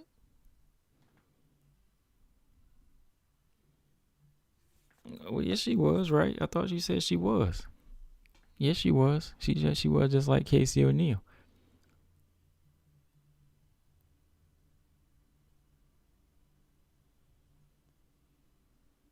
On this level, two beasts, okay? She's beating these people on this level. But y'all are really missing the purpose, like what I'm saying here. Like, y'all are really missing it.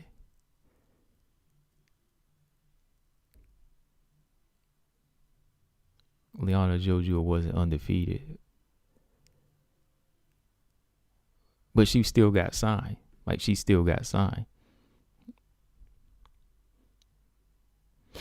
That's my point. I mean, even with Casey ONeill, we talking about the level of competition too. That's what I'm talking about. Like, yes, she stopped these three people, but just because you stopped these three people, does that mean you looked as good as Manon in her 3 fights? That's my point.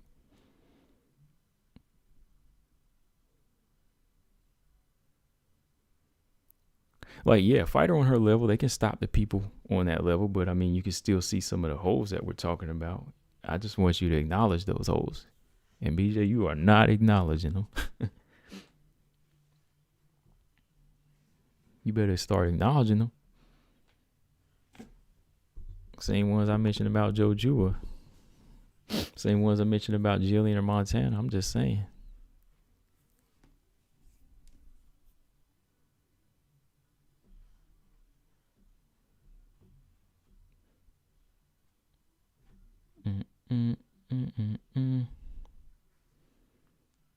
Yeah, she's about to, but she didn't beat that dangerous opponent.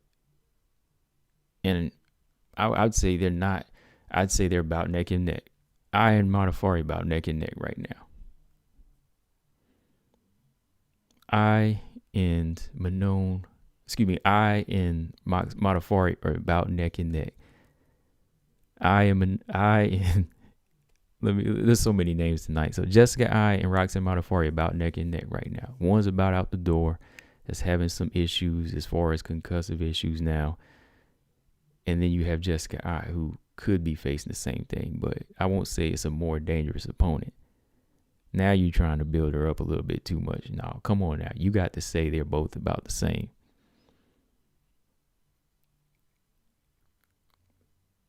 They're both about the same, BJ. Come on now. I'm telling you, man. Okay. BJ said, I'm not acknowledging Manone's holes either. Oh no, I'm going through all my fights tonight. I ain't gonna do a link. Maybe tomorrow.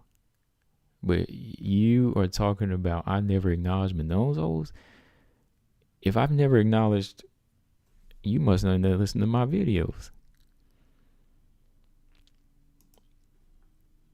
You are not listening to my videos if you don't think I ever acknowledged her holes in her game. Come on now. I just, okay. I base everything off what I'm seeing here, so I'm like, okay, I thought I have. But yeah, let me get back on this. Let me get back on my fights here. You would get the smoke. Hold on, BJ. You can get that smoke tomorrow for sure. But I got one. Let me see how many more fights I got to go through here.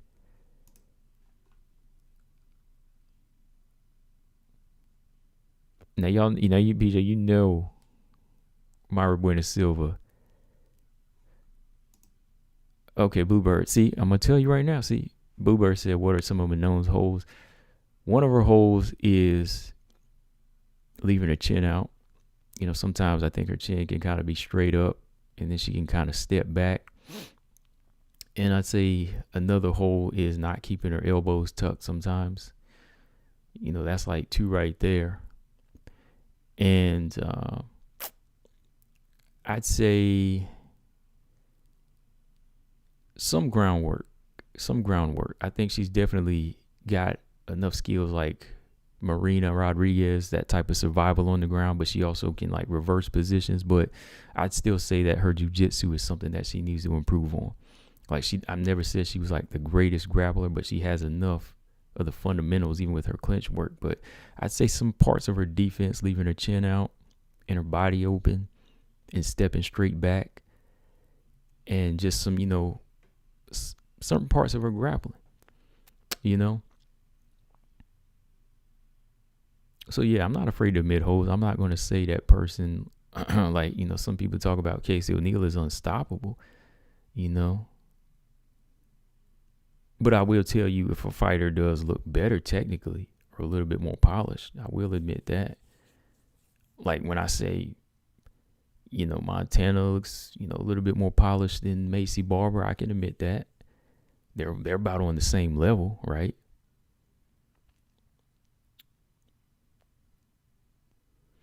Bluebird, I think that was mostly because she had that 19 at the time, though.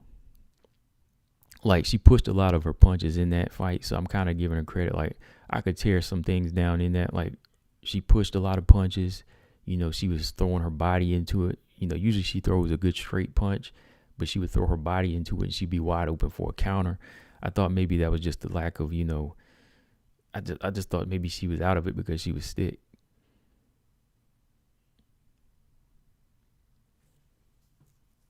But BJ, he won't really give me no holes. Like when it comes to Casey ONeill, he never tells me her holes though. He won't tell me what kind of holes she got. But I got to break down my fighters, all the time, and his.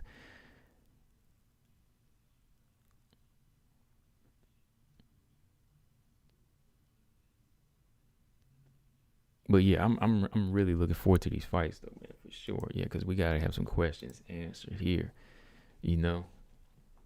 But believe me, I do want Casey to win her fight because we need to weed these fighters out. We have to weed them out. And I knew we were going to be on these fights for a minute. Hold on, let me go to I knew these two were going to stir the pot, you know. Well, let's talk this one here. But we ain't never going to agree on that. I'm telling you, man, like,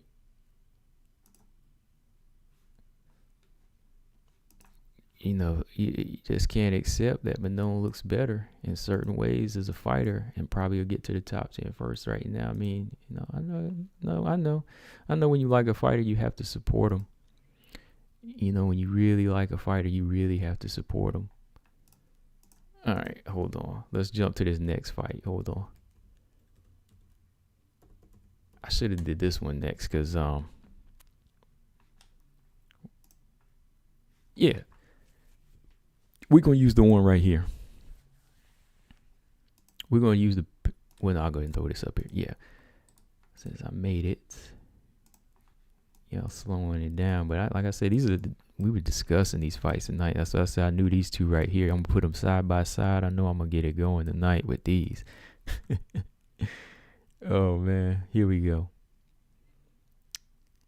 But BJ, you're wrong for trying to take away from Manone's grappling and trying to say it's not as good as Calvillo's for her weight class, though. I mean, strength is a big part of it, and size is a big part of it. You know, it's a big part of it whenever it comes down to certain weight classes for these two. That's why I say Manone's grappling is still better at flyweight. That's my point. Like, Manone's grappling is better at flyweight than Calvillo's is.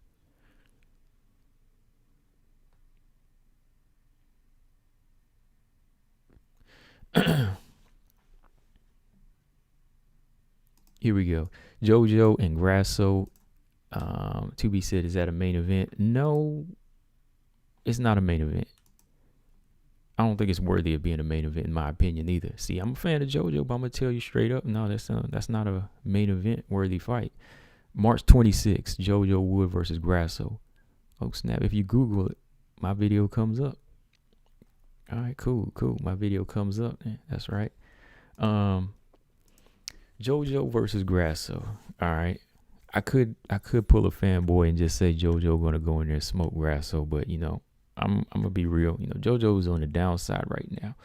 You know, JoJo is on the downside, but this could be her fight where she takes it and makes it competitive because Grasso is the type of fighter that gives you space. She's not necessarily a dog. You know, she doesn't have that killer instinct. So Grasso's technique could very much control this fight. But with that being said, with that kind of space, JoJo has the ability to use her technique, right? If JoJo has space, she can get off her combinations. You know, JoJo, she throws a nice front kick and she throws a nice jab. She throws nice combinations when she has space. Just doesn't move her head a great deal. Right? Grasso, much more polished with the boxing. You know, good 1-2 steps in and out. She can step angles. Sharp jab. Mixes her kicks in well. Keeps her hands tucked tight. But she still get hit sometimes. You know? So, I think this fight, it is going to be a stand-up fight here. I think it's going to be firecrackers popping. You know, I don't really see anybody getting knocked out in this fight.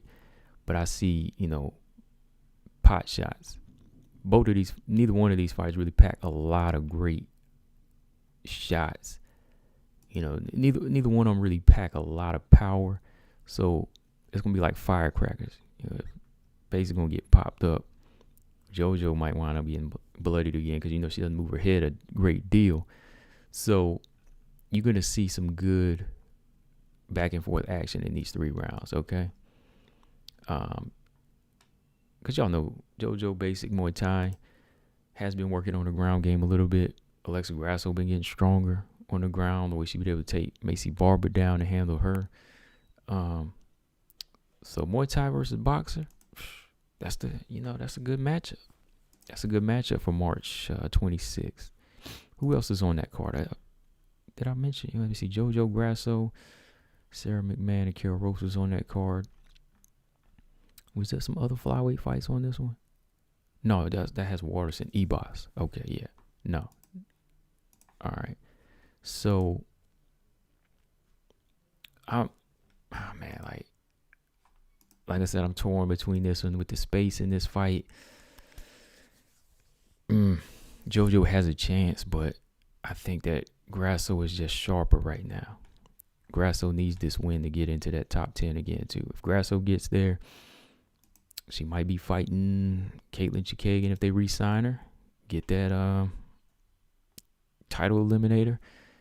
And then we'll see some new blood, y'all. So I'm not going to get my pick on that one yet, though. I think y'all know who I'm leaning towards, though. Okay.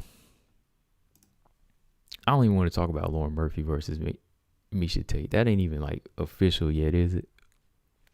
Am I wasting my time talking about that fight? I think I am, right? I got it up here. Miesha Tate's going on Big Brother, so I don't even know if she's going to be around to train for that fight. She said it wasn't even signed yet. We're going to skip that fight. We're going to skip that. 2B says, so for me, Combo, it's not even the fact that I'm such a King Casey fan. I'm aiming to defend her at all costs, and I'm a bigger fan of Loopy.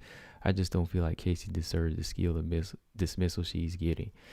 All right, so 2B's, it is skill dismissal for me.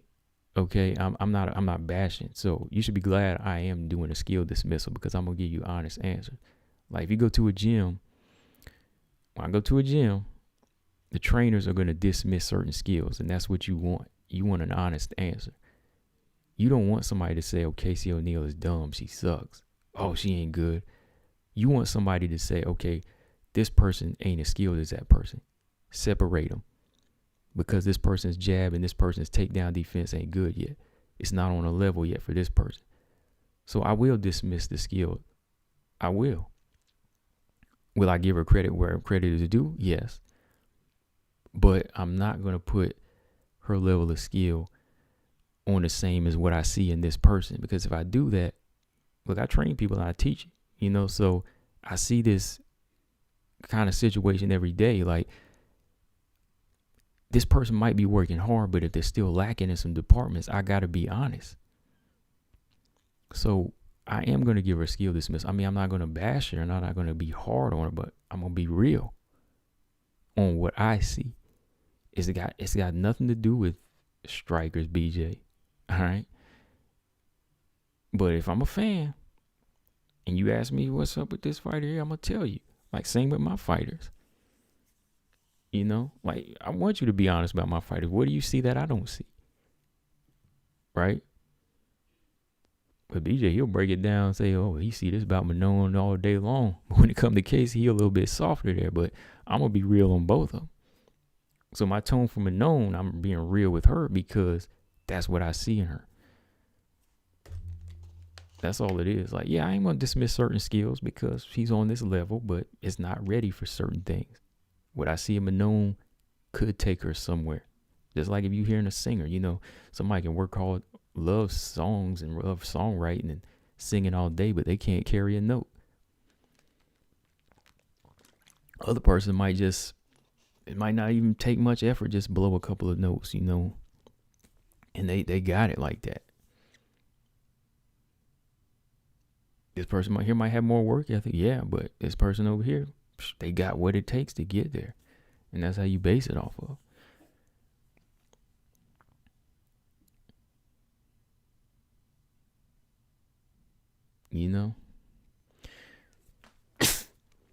BJ said y'all straight dismissing what ONeill does. Manon's striking is no more dangerous than ONeill's grappling. Okay. I mean, we not going to agree on that. We are never going to agree on that. We are never going to agree on that, BJ, because, yeah, I just see more in Manon, so, and it has nothing to do with striking. But he said you keep ignoring the comments I'm making about ONeill's skill set. All right. As you know, I was just talking about a fight, so I'm not necessarily ignoring you, BJ. we still got a show going, right? So if I take time to stop and look, I'll look. But you got me behind on these fights now. I'm trying to find where you said something about her skill set. Hold on.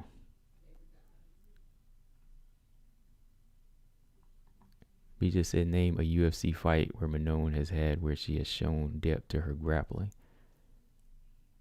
But she showed you the ability to get takedowns and ground control in her biggest fight against a much powerful opponent in Myra Buenos Silva. Okay. Mark Robinson says, I think JoJo is an easier fight for Grasso than Araujo was. Araujo is a lot faster than JoJo. Yeah. I hate to admit it, but yeah. I'm trying to find the comments where he said I was ignoring. I don't see him, man.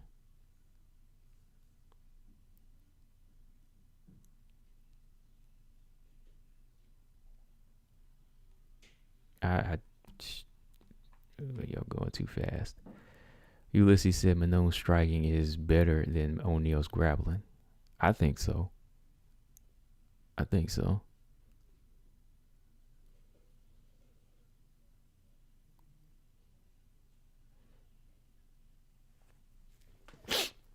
And BJ said ONeill was able to outstrike Antonina, but not without getting struck herself. I'm talking about technique again, BJ. Like, yeah, you can outstrike somebody. Yeah, you can land, but can you not get hit at the same time? Can you make it polished striking?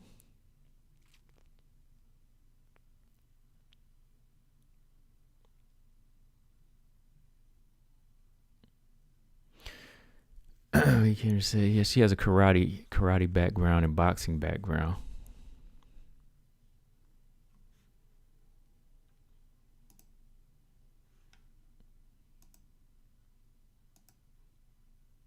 Even if she did like outstrike and land more, I mean, like, was she really like landing strikes, or was she using technique and skill?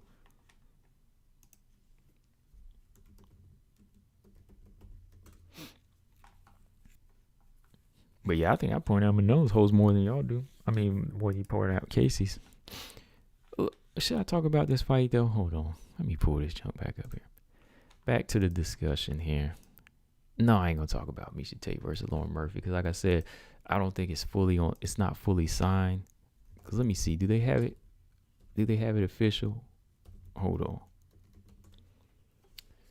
Is it official? Is it official?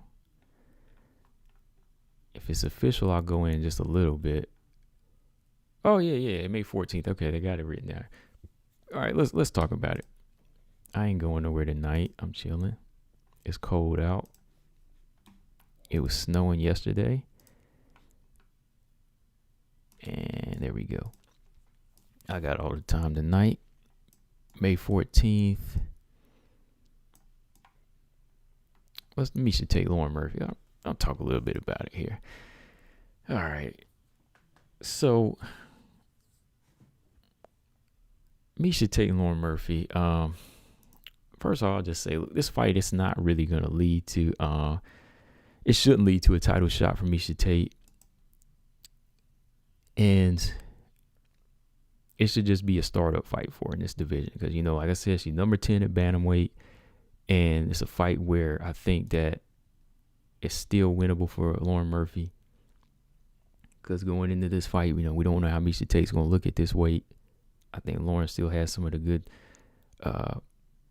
she still has some good skill sets here that could offset Miesha Tate.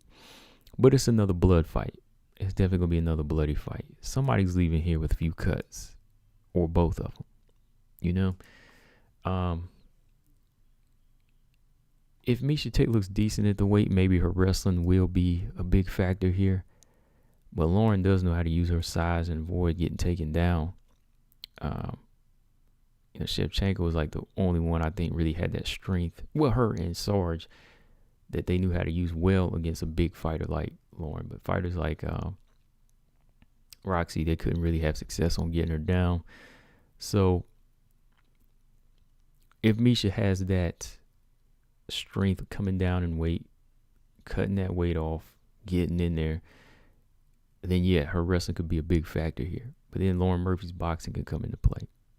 You know, I think Lauren's boxing is sharper than Miesha Tate's hands. So you will see a lot of blood flying, strikes thrown, strikes landed, you know. But that's my thing. It's going to be like a bloody guts fight. I'm going to have some action to it. But it's not a title eliminator for me. Not at all. It shouldn't be a title eliminator. I just don't think that this is a fight where we need to see Miesha get a title shot off of somebody who just lost to Valentina Shevchenko. Still got to go through Caitlyn. Caitlyn's the one that called her out. Caitlyn might put that work on her. So that should be the official fight that she has to get through. Andrade's going back down to 115 with Lemos. So, no. Right? Needless to don't talk about this fight. I got to talk about it. It's on my list. So, yeah. But yeah, I'm going to watch it. It's like a horror movie. I'm going to watch it because, you know, there's going to be a lot of blood in it. Kind of leaning towards Lauren Murphy in this one. Just because she's been at the weight longer. I still got to give her a chance. You know, 50-50. But I'm leaning towards Lauren in this one. Lauren's hands are sharp when it comes to her boxing. You know, good boxing against just boxing. Like, she wasn't really like throwing her kickboxing against Andrea Lee. You know, she had good moments in that fight. But I think she puts her punches together better than Miesha Tate does. And that's where, you know, it'll be could be a problem, you know. Miesha start getting touched to the nose, to the face, so we'll see.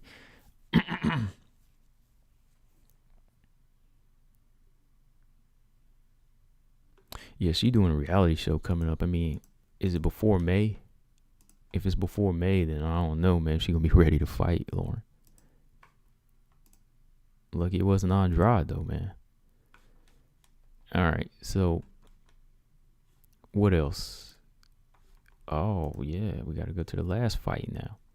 I was kind of saving this one here because I think this is going to be a good fight.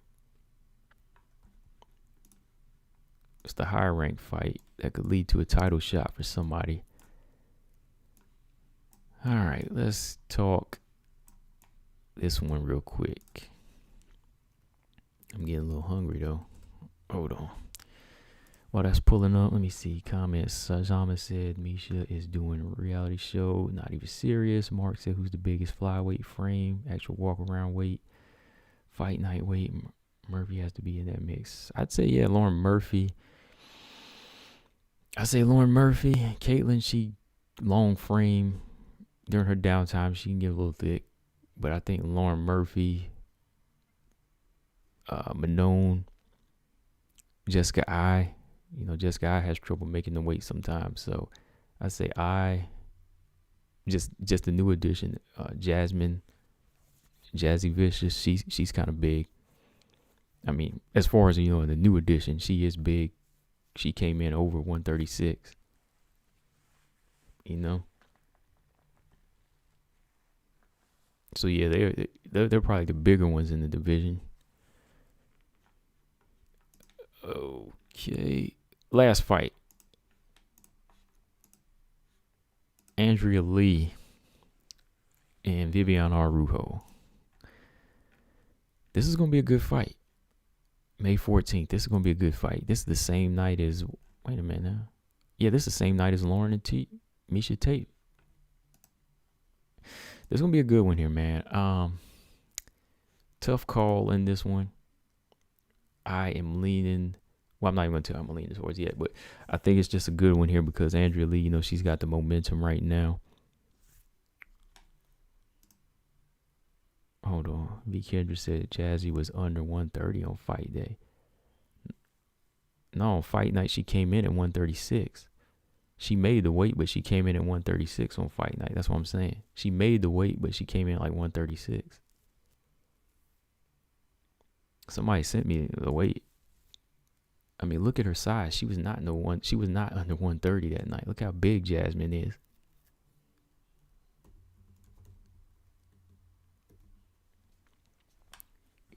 Jasmine Jasuda Vicious was under 130 that night. Really. I already heard she was like 136. I mean, you could see how big she was. And I went and pulled it up and I said, wow. Okay, that's verification right there. I could see Kay Hansen coming in at 130 on fight night, but that's a big fighter. But yeah, Andrea Lee got the momentum right now. You know, she got two good stoppage wins. She's been working on her skill set, putting everything together. Araujo has a lot of good things going about her, man, but it's just the fact that she just can't go in there and last 3 rounds, man. You know, she cannot go in there and keep the same momentum. Like, she'll have 1 or 2 good rounds, but that's where she lacks. And that's where I always be like, man, like, Araujo's lacking something to be part of a triple threat or top 4. You know? Hold on. I'm looking at her resume. Yeah, she lost to Caitlin Kagan, and that was a close one in my opinion. I thought she could have won that, but that showed a lot about her cardio and her IQ that night. Before that, she beat Roxy and Montana with the right skill sets that she had. Yeah, she could beat them. You know, Montana doesn't really have great defense, so yeah, Araujo's going to take advantage of that, piece her up. Same with Roxy, you know, she's bigger and stronger. But those fighters like Caitlin and Jessica I, who could hang with her and had the cardio, gave her trouble.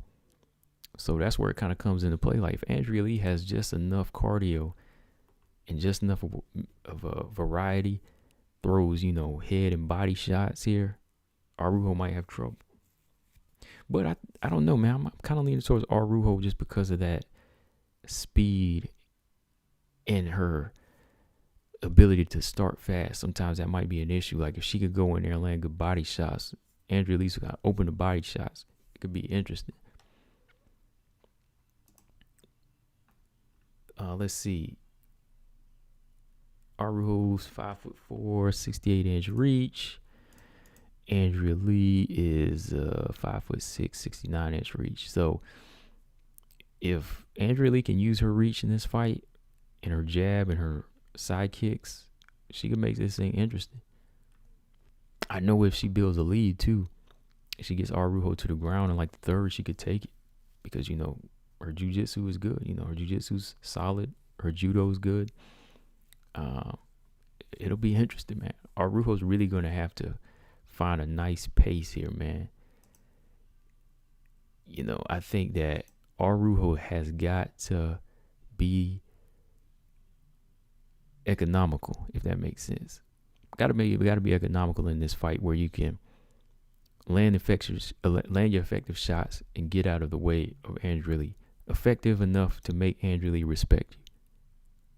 Right? That's what's going to come down to here. Let me see. BJ said they both have bad cardio. Vivian. I can't even say Andrea Lee's is really as bad. I can't even say it's like bad. It's just not up to par. It's not up to par. It can get her through a 3-round fight, though. The scary thing about Vivian Araujo is she really looks gone. But they definitely, then in the top 10, they probably are the two of the ones with the worst cardio. Definitely. 2B said what me and you talked about combos might help her out in a huge way. Yeah. Like, it would. I think it would. Robert Henry, I think he retracted something. She rewrite the statement. B. Kinch said I don't see her putting it on hard in the third round. That's the problem. Like, the third round is going to be trouble for Vivian Araujo, man. I think we already know that. So she needs a good 2 rounds, or at least she needs at least 2 good rounds, or she needs a finish. Jama said KJB Lee is also pretty gangly and uncoordinated at times. Yeah. Stella said she needs 7 minutes to get it done. Yeah. 2.5 rounds. Can't even give her a full 2, man. She beats KGB Lee any day. Zama said that. Yeah, I think so. Oh yeah, I think Caitlin Chikagin beats Andrea Lee for sure. Beatrice and Montana touched up Lee too. Yeah, she landed some shots on her. Yeah, she touched her a little bit.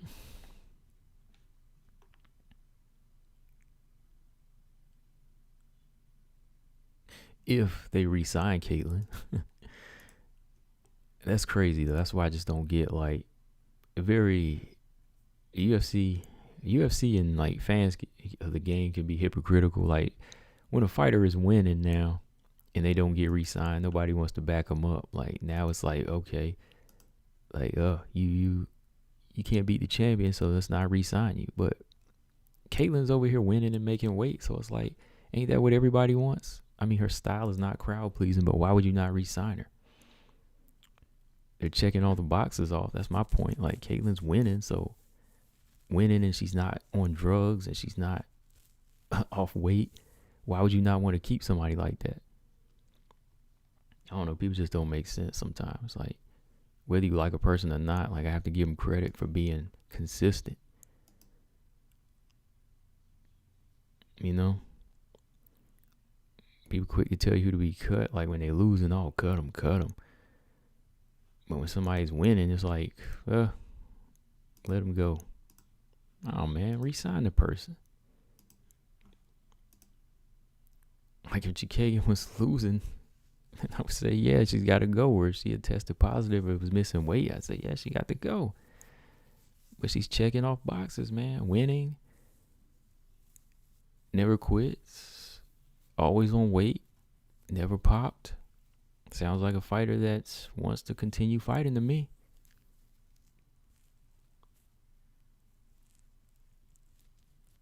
You know, that's what it sounds like. Yeah, this is a must-win for Viviane Araujo though, right here, because I think if she loses this fight, man, she's gonna be knocked down the rankings here. And then, believe it or not, I don't know why I didn't think of this. Manon might be fighting the loser of this fight. She very well might be fighting the loser of this fight of Viviane Araujo and Andrea Lee. You know, Lee, I'm not gonna lie, Lee has more tools to her advantage going in this fight. It's all about if one or the other can just take over with their one skill set here.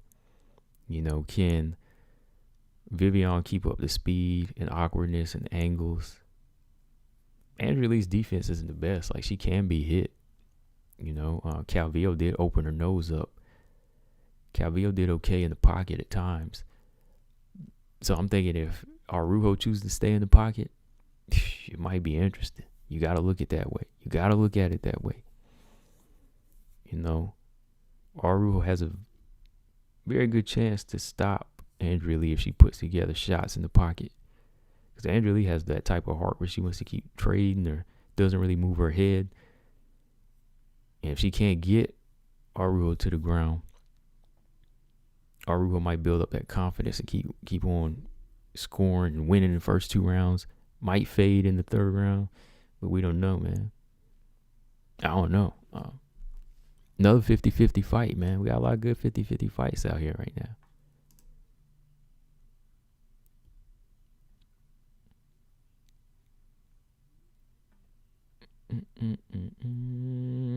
Yeah, man. So, yeah, that's all the fights we were going through.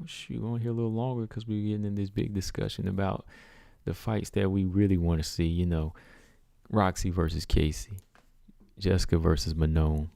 Everybody's got their favorite out here.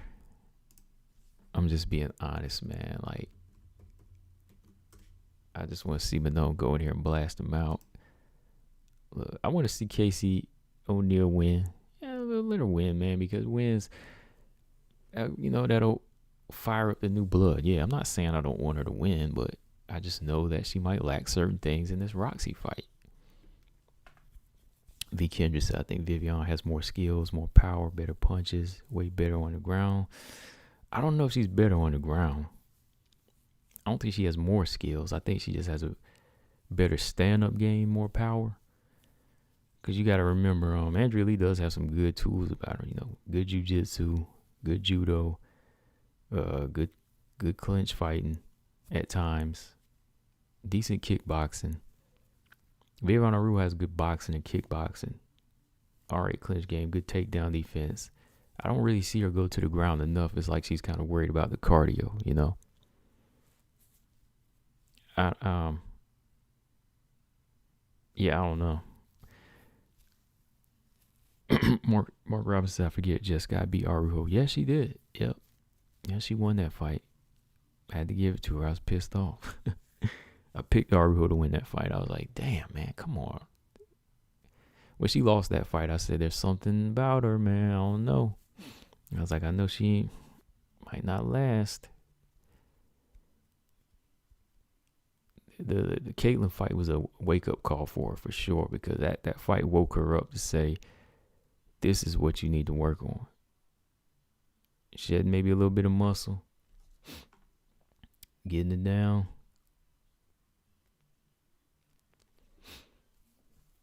Jama said, is sneaky hard. It's a sneaky hard matchup for some fighters, mainly for fighters who exclusively box. Yeah, I agree. Or people that just underestimate her. That's where Roxy and I can capitalize. Like, if Casey, all right, BJ's out. He said got a split. Good chat tonight. Yeah, I didn't want no smoke. Oh, tonight wasn't a smoke show, but yeah, I'll be back on tomorrow. You know that. I want you to keep all that same energy too, because I still got mine. I'm gonna keep mine. You always keep mine. It's always here. We just had a lot of fights. I had a lot of fights to talk about here, but the ring's always open for you, BJ. It's always open, except for tonight. It's always open except for tonight. Yeah, but like I was saying, Jessica I definitely has the ability to pull off an upset when you underestimate her.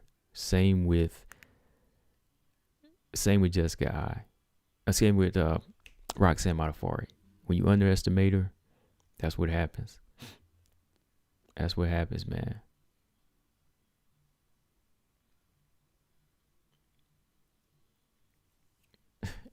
He said it's always a smoke show on No Filter MMA. Yeah, I know. It is, man. For sure. But yeah, man, you've been on about 2 hours talking all these fights. Let me see. Yeah, we had 10 fights to discuss. So yeah, there were gonna be some stopping points where we had to talk. There had to be some stopping points. We were just discussing some of these fights. Just ain't gonna run through all of these fights and not talk about them. But I think that if Andrea Lee beats Vivian Araujo, she may very well be getting the next title shot, unless Taylor's lined up. If Taylor's lined up, then I think she'll get behind Taylor. Or you might see Lee and Tate fight. Who knows? Like, Lee wins against Vivian Araujo, you see Lee and Tate. Or Vivian Araujo wins, you might see, well, not Tate, the winner of Murphy Tate. Let me put it that way. They might have one more fight in between then, while Santos gets her match. Mark Robinson said, where is Tracy Cortez? She's undefeated in the UFC, beat Blanchfield Invicta. Maybe Tracy deserves the hype instead of ONeill and Blanchfield. Your answer is about as good as mine, man, because I don't know where she's at. No, I know where she's at. Matter of fact, let me pull up her IG. You have Instagram, Mark Robinson? I'll tell you where she's at, because I saw her latest post, and that'll tell you exactly where she's at with a certain fighter. Let me see. Look at her post 4 days ago. Look at her post 1 day ago. I don't see anything in the fight world. Good God, I don't see nothing in the fight world. Just look at her Instagram. That'll tell you where she's at. That's all I'm going to say. If you don't have Instagram, Mark Robinson, I'll tell you where she's at. Ben said Roxy's on a mission, a zero snatcher. Yeah, she is. 2B said you thinking about sending links tomorrow. Yes. Yeah, I think she should be the one, though, Mark. I agree. Because Blanchfield and ONeill, they are working. You know, so when I say hype with Casey ONeill, it's not saying that she's not working. That's saying that everybody else is hyping her up. But like, no, she's still a hard worker. Casey ONeill's a hard worker. Casey ONeill's a harder worker than Tracy Cortez is right now. She is 3-0 with good wins, decent wins compared to Tracy Cortez. So Tracy's kind of skipping a beat here. Is Tracy injured? Because Tracy Cortez is just chilling with Brian Ortega right now on her IG. I mean, you can see it for yourself. But, I mean, that's all I see her posting. Like, I haven't seen her post any training videos. Okay, he see where she's at. Yeah. I mean, her last 15 posts. I mean, yeah, Mark said, I see where she's at. Yeah, man. I'm just saying. Running really in the arms of Brian Ortega. Just about all 15 posts of Brian Ortega. You look at Weili 0-2, but she in there working. Weili, that's why I got respect. You know, shout out to Weili Zhang Weili. Respect all day for these type of fighters that take to their IG. They put the work in. Still got a lot of respect for Zhang Weili. I don't care who hate Zhang Weili. Zhang Weili gonna be a champion again. She put in the hard work. Tough. Always working, always hungry. 2B said, yes, supposedly injured. Okay. If she's supposedly injured, okay. I'm just saying, yeah, because it was like, I didn't hear anything about fighting. I mean, you know. Ben said, is Val even training now or still on holiday? No, Val's been training, Ben. Yeah, Val's been training. Look at her latest on Instagram. She says she's ready. She just wants a fight date now. So Val's on her stay ready. Yeah, she's back in there. She's back in there drilling. Matter of fact, let me pull up her IG. Where is Valentina? She said, well,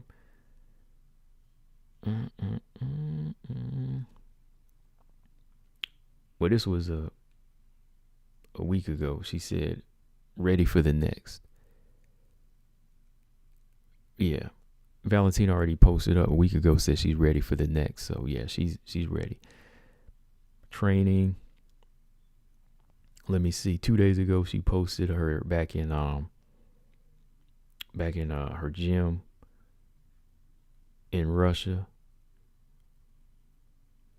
I'll probably do like a highlight video on my channel for this Valentina work here. Yeah, Valentina's back to working, man. She working. Back in her Russian gym working. Back with her team. Morning workout. She posted 4 days ago.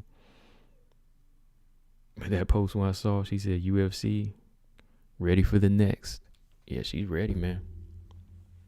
Stay ready.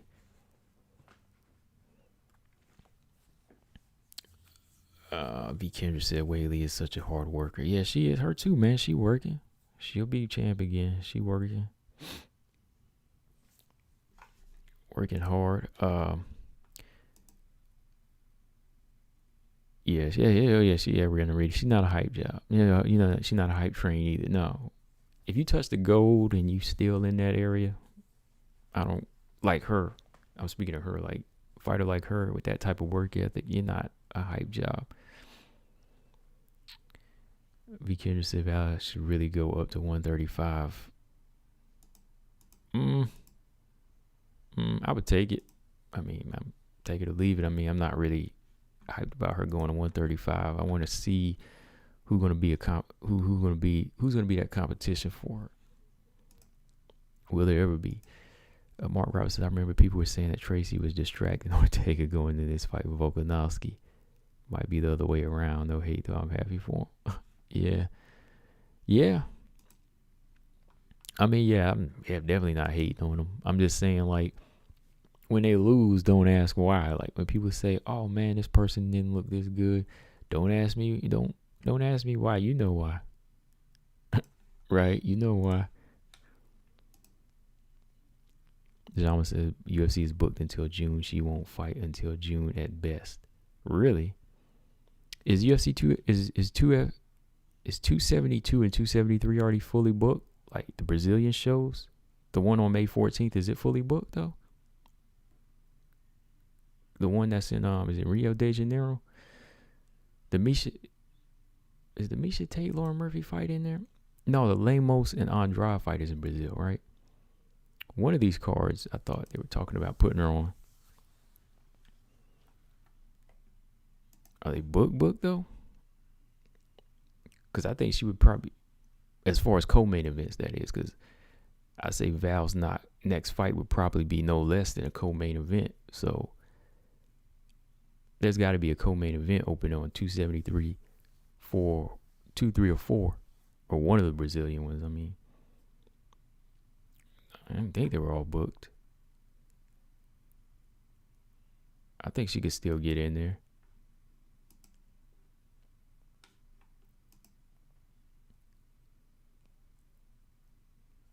Oh yeah, was that V Kennedy? You asked me a question about a 5-round fight. Lemos Andrade is a 5-round fight now. Did you ask me that earlier? I missed that because everybody was, we were going in on these fights. When did it become a 5-round fight? Oh shoot! I mean, if you want to know my thoughts, I think that changes a lot of things. 5 rounds changes a lot. Okay, Zaman says 73, 74 both have 2 title fights already. Okay. Well, I guess we're talking July then for the champ. Oh, snap. It's on a fight night card too, so. Oh, wow. Yeah, woo. Lemos Andrade is a 5-round fight. Oh, my goodness. It changes. It changes the course of things. Yeah, it's the same card as Macy Montana. April's about to be a hot month already.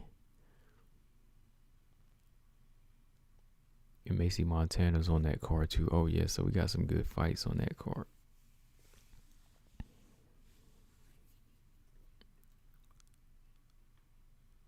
Oh man, yeah, that changes things, man.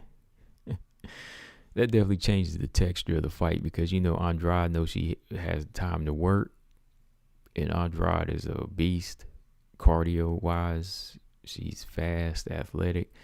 Lemos has got to be on her jab in this fight. Now let's be real, she got to be on her finish game in this fight. Zama said 5 round. Lemos needs to finish in the first round or 2. Yeah, we got to. Yeah, V Kendra, I'm glad you brought that up. Thank you for bringing that up because now I got to do a video talking about this because it is going to change the course of what I'm thinking. I was thinking 50-50. I was thinking Lemos could. But, Andrade might do some feel out rounds. Who knows, or she might go full blast. And, Lemos might be thinking, no, I want to save some gas. And then Andrade might push her. Then when she get to round 3 and 4, she might be gassed. Oh, good. Oh, Lord. This changes it, man. It definitely changes. I don't know why they didn't make Rose. They should have made Rose Andrade like a main event or a co-main event. That was a 5-round fight. The second fight, Rose Andrade 2 should have been a 5-round fight, in my opinion. If it was like a co-main event, they should have made it a co-main event. That was make it 5 rounds. Just because I expect no less from them two when they bang. Rose and Andrade is like perfect style matchup for this strawweight division. V. Kendra said Lemos better get Andrade out early. Yeah. Ben said Val versus Taylor in May. Is it? Well, Zama said they already booked up with title fights. I don't know.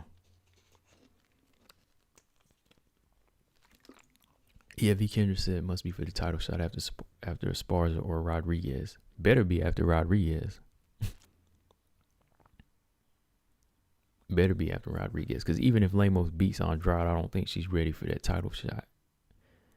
Can't jump ahead of Rodriguez. If Rodriguez finishes Yan Janan, no. Yan Janan still counts as a good win. Yeah, V. Kendrick. Yeah.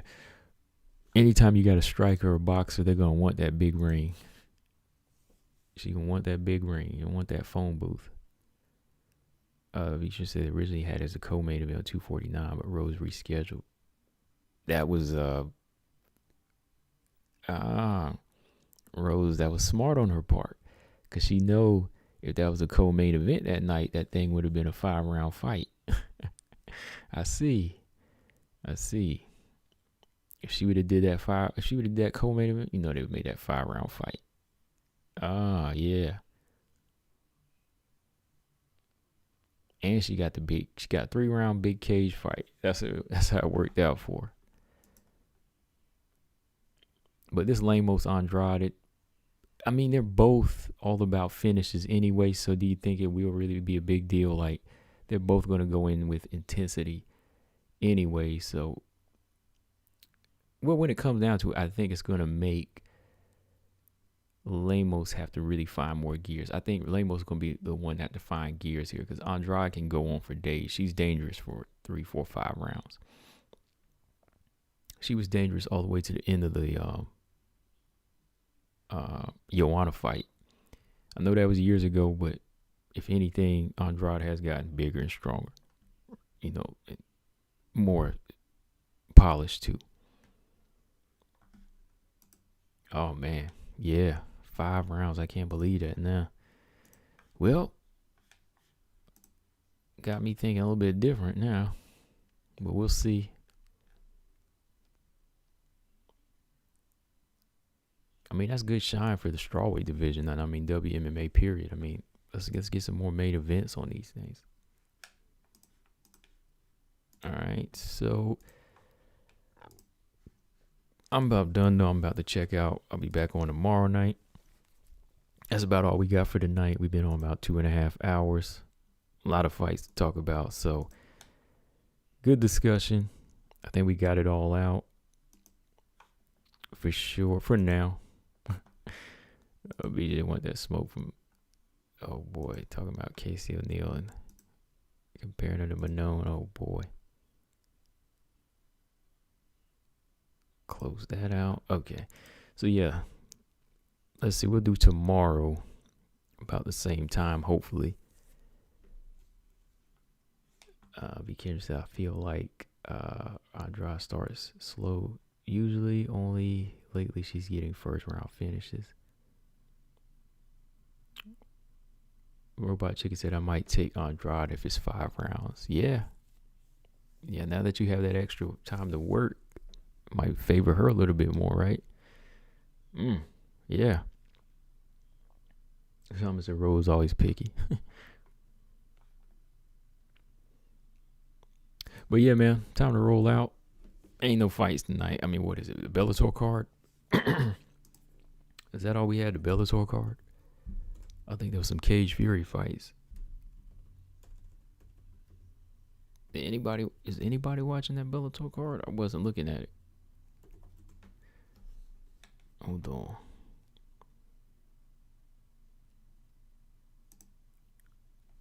Who's on this card?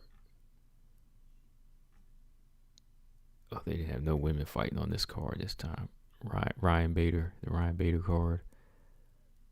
I mean, I'm probably pull it up now while I eat. I'm gonna watch this card, but yeah, I'll play it out. What time did it start? 7:30. Like 10 fights. Yes, I'll probably turn this thing on. Robot Chicken. Thomas said Lemos will be walking on very thin ice. Yeah, she will. But yeah, those are my thoughts. Like I said, on these flyweight fights. Big ones I'm looking forward to for real are Manone and and I do want to see what Roxy and Casey look like. I want to see that fight because we need some questions answered. That's all I'm saying. Like, this fight's going to answer questions for Roxy and Casey. I know everybody cannot separate my breakdown of what type of fighter she is from hate. Some people think I'm hating, but I'm not. I don't do that, man. Come on. There's nothing to hate on about Casey ONeill. Come on, man. Not hating. I'm just telling you what I see. That's all. So, yeah, man, shout out to everybody in the chat. Good conversation. Make sure y'all thumbs up, subscribe if you haven't. We'll jump back on here tomorrow. And let me go watch these Bellator fights. Like always, Combo Breaker 99. I am